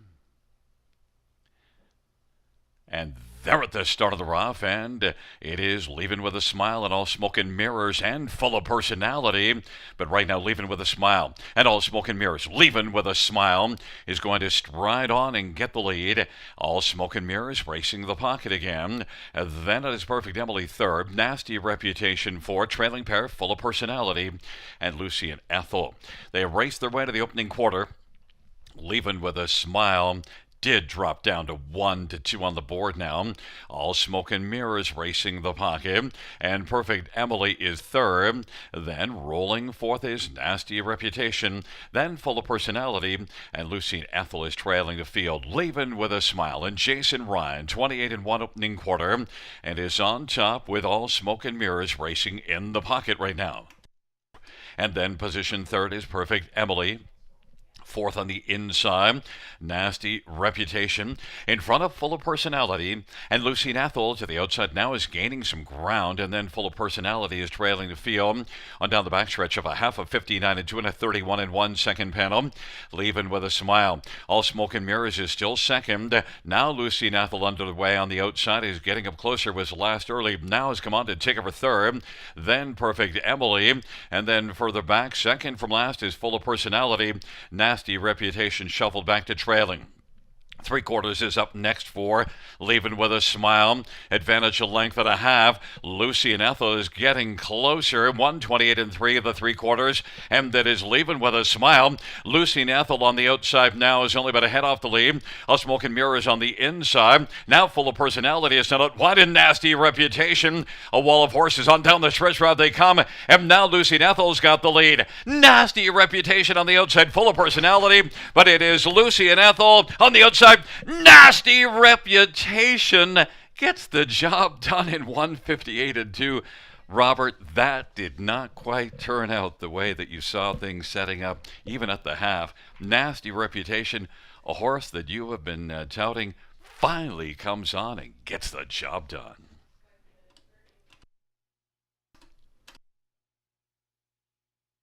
To be honest, I probably should have went more with that tonight. You know how much I hate flip flops, and she moved from flip flops to aluminum. I think that was a change on her, and certainly, came a little bit quicker at them late. Right, we've seen her kind of make these closing moves, and typically she kind of gets herself into the conversation. Well, tonight she goes right on past them to get a nice victory with Gary Rive. Getting back in the bike on this one, doing double duty both as driver and trainer this time around. So Nasty Reputation. Hey, Robert Offengle, I'm happy for the victory for her because I've been chasing her for a long time. Unfortunately, it wasn't with me tonight. And Leaving with a Smile just backs away and really didn't have a lot to say down the stretch at all. Well, she took no support, right, in the betting, like really until the very end. I mean, yeah, she goes off as the 1 or 2 favorite, but she was way higher in the odds than we expected throughout, and then obviously got crushed late. But yeah, just didn't have it. I mean, she got similar fractions as last time. Looked comfortable to me. I thought I was getting kind of excited for my exacta, Leaving with a Smile on the Lucy and Ethel at 21-1, but she just kind of folded late and ended up fading out of it. I didn't think this race set up the way it was going for closers, and yet if you look at it, it's the back three in the first half that are the top three. Yeah, no, exactly. Yeah, the closers came to play in this one. We haven't seen a whole heck of a lot of that at the river, but it does show that this service is a fair one, right? Definitely gives you the ability to kind of win from almost anywhere. Much better than the last half-mile service gave us. It'd be a nice try to have 9-1 under 6-1 to 21-1. Nasty Reputation. 4-year-old Dally Brown mare, owned by Gary Rive and Ashley and Matthew Rive Bohannick. Gary Rive is the trainer and the driver. Second win this year and career win. Well, Nasty Reputation, victorious in 158 and 2.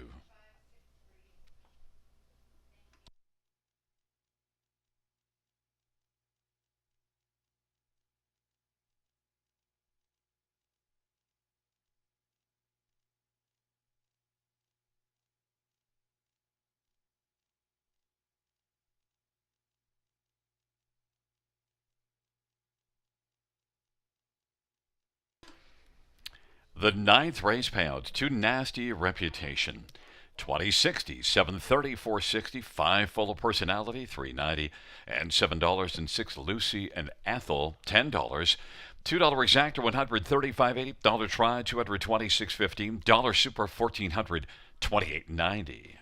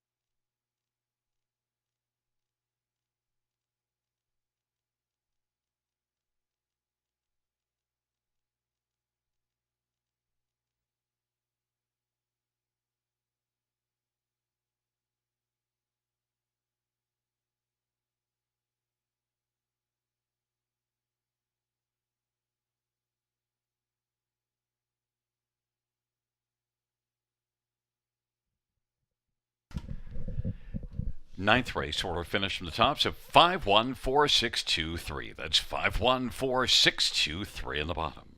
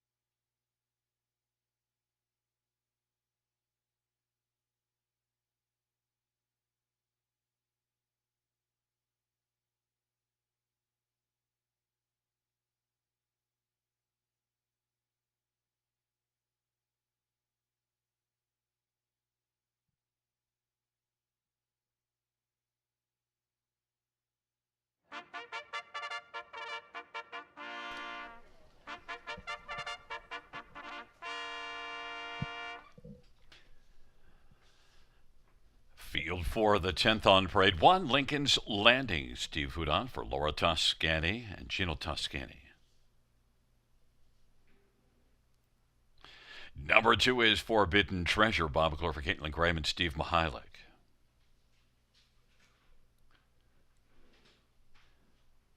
And number 3, What's the Point?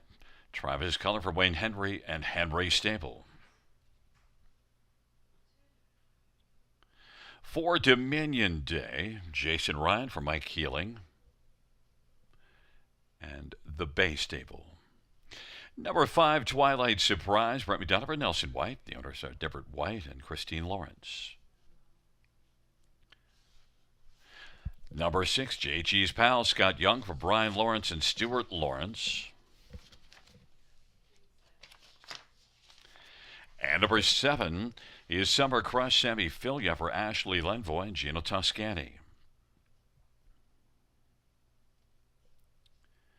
8 is Badinsky, Travis Henry for Mary Ratchford and Cynthia Graham. And number 9 is Capulet, Anthony Hahn for Luke Bland, Determination Field of 9, race number 10. This dash features the Super High Five. We'll get right to it because I think this is a really good betting race. And Rob, I'm a little surprised we're sitting at 5-1 on JG's pal. We both have that one on top. And although I think this is a pretty wide open dash for at least 5 or 6 of them, I do love the price. Yeah, and he looks really good on the track right now for Scott Young. Looks pretty strong out there, just kind of letting him ramble a little bit out of the post parade, Gary. And yeah, surprised at the odds board right now. I don't know if this is the way it's going to all shake out. I'm kind of surprised in many directions at the prices of horses here. 12-1 on JG's pal. That's got to shrivel up come post him, I would think. Time off between starts, obviously almost 2 months. Now, I don't mind that as much when there's a barn change. And the transfer date on the ownership on track, it reads May 15th. So Brian Lawrence, who's having a great season, has had this horse for some time, you would think, and likely has gotten them where they want him to be. So the time between starts doesn't really scare me as much in that situation. And I think this horse looks really good on the track. So 11-1. Doubt we see that come post time, but like his chances. And another one that you've got to enjoy the price on is your second choice at Badinsky, 14-1. And that last race might scare a few people away, but was really good here 2 races ago. And you know what? Last start, don't hold it against him because he was behind a wall of horses. He was actually trying to come forward, and Todd Ratchford was looking in every direction for a seam. There really wasn't one. He ran up on the back of Rivals late. He had no chance the way the race panned out last time, and that start before that was a real good one, as you mentioned. So I think he's a sleeper in here. 14-1 is a good price on him as well. Those are the two I want to be involved in the most, and right now they're sitting at 9-1 and 14-1. And then Capulet, I'm not surprised that this one is the favorite, even though the trailer post, but we both used this one for third, a well-meant 5-year-old. Yeah, definitely well-meant 5-year-old and one that determination of Luke Blais has kept around because he's obviously shown a lot of ability, meant to be a good horse.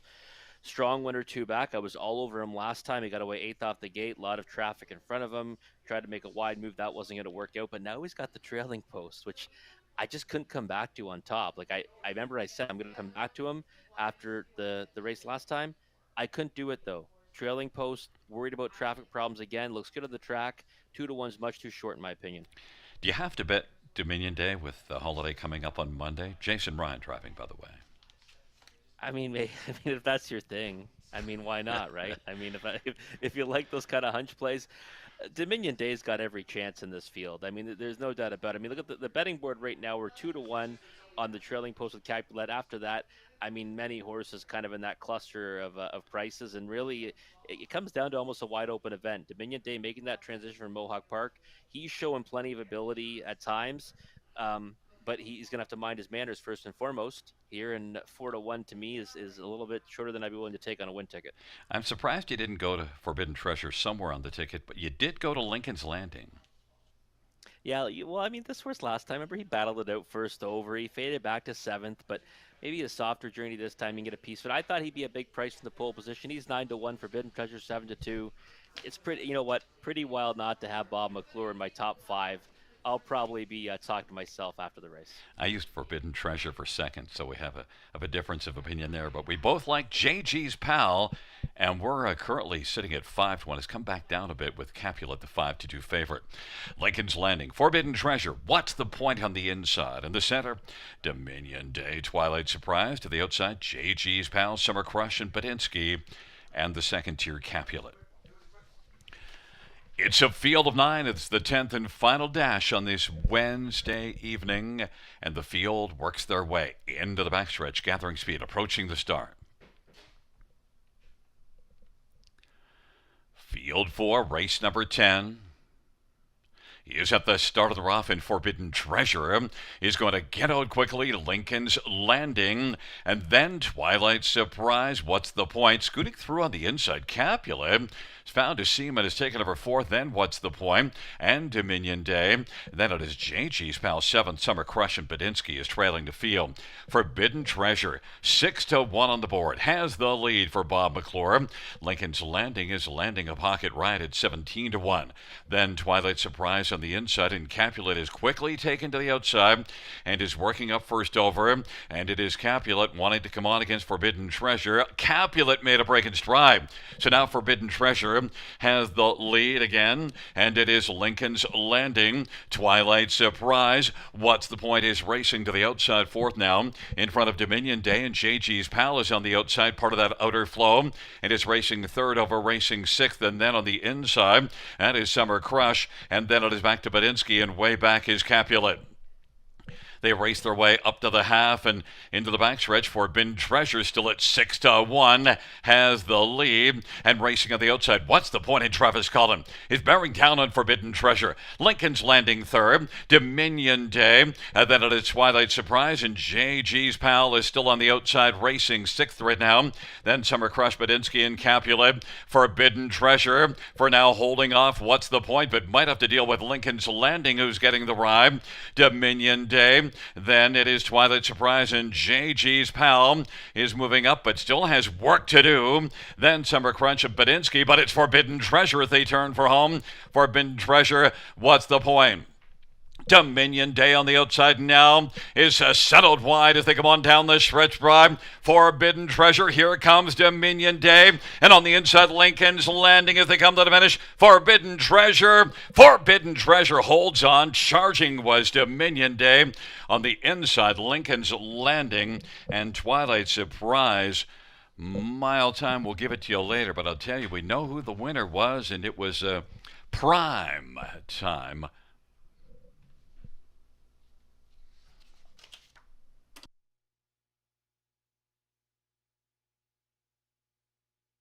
Bob McClure off the ticket here for me was a big mistake all the way on the engine. 6-1 too. Surprised the price on Forbidden Treasure there.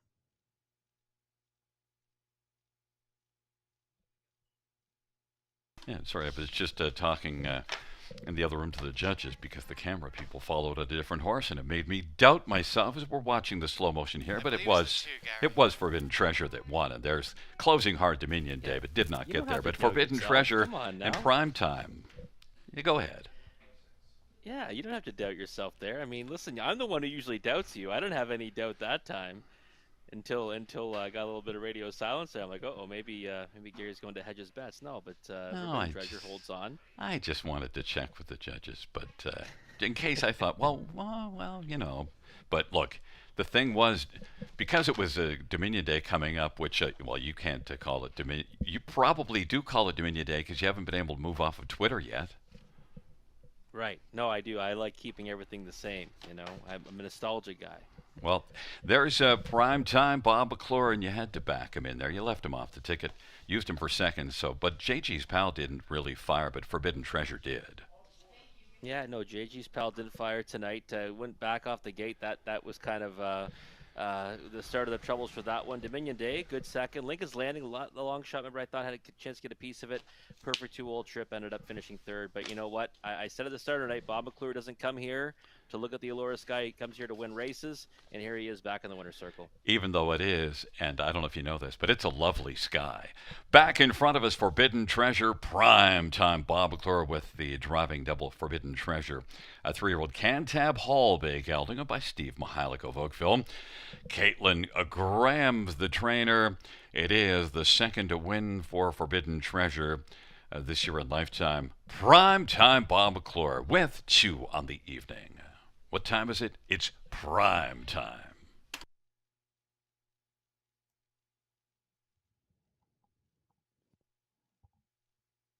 Have a good night, guys.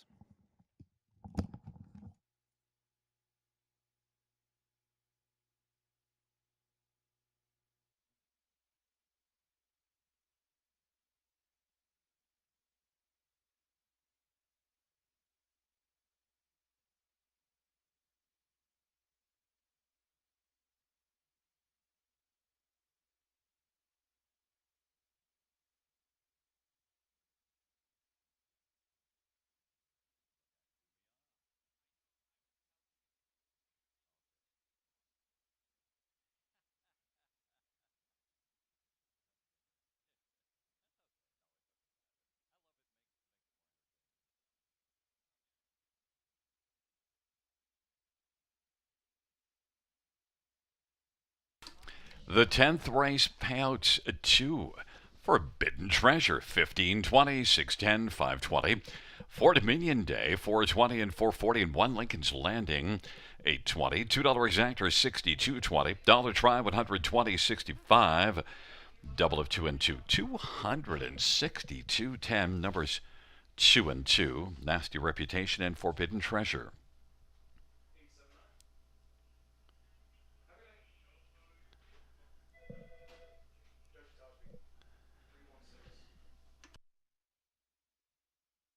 And the dollar pick 3, 128.45. Dollar pick 4, 207.30. Dollar pick 5, 609.45. The 20-cent high 5, 4,176.32. Kaboom shakalaka.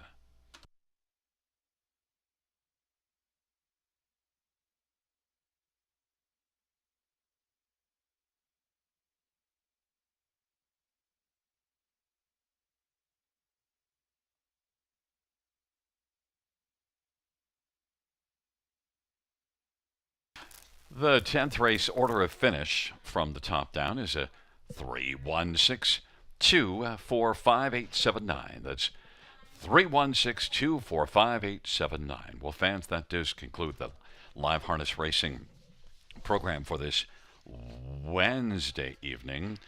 Our next live racing event is this Friday, heading into Canada Day weekend. And note the first dash on Friday is 6:30 p.m. Buenas noches, amigos. Good night, everybody.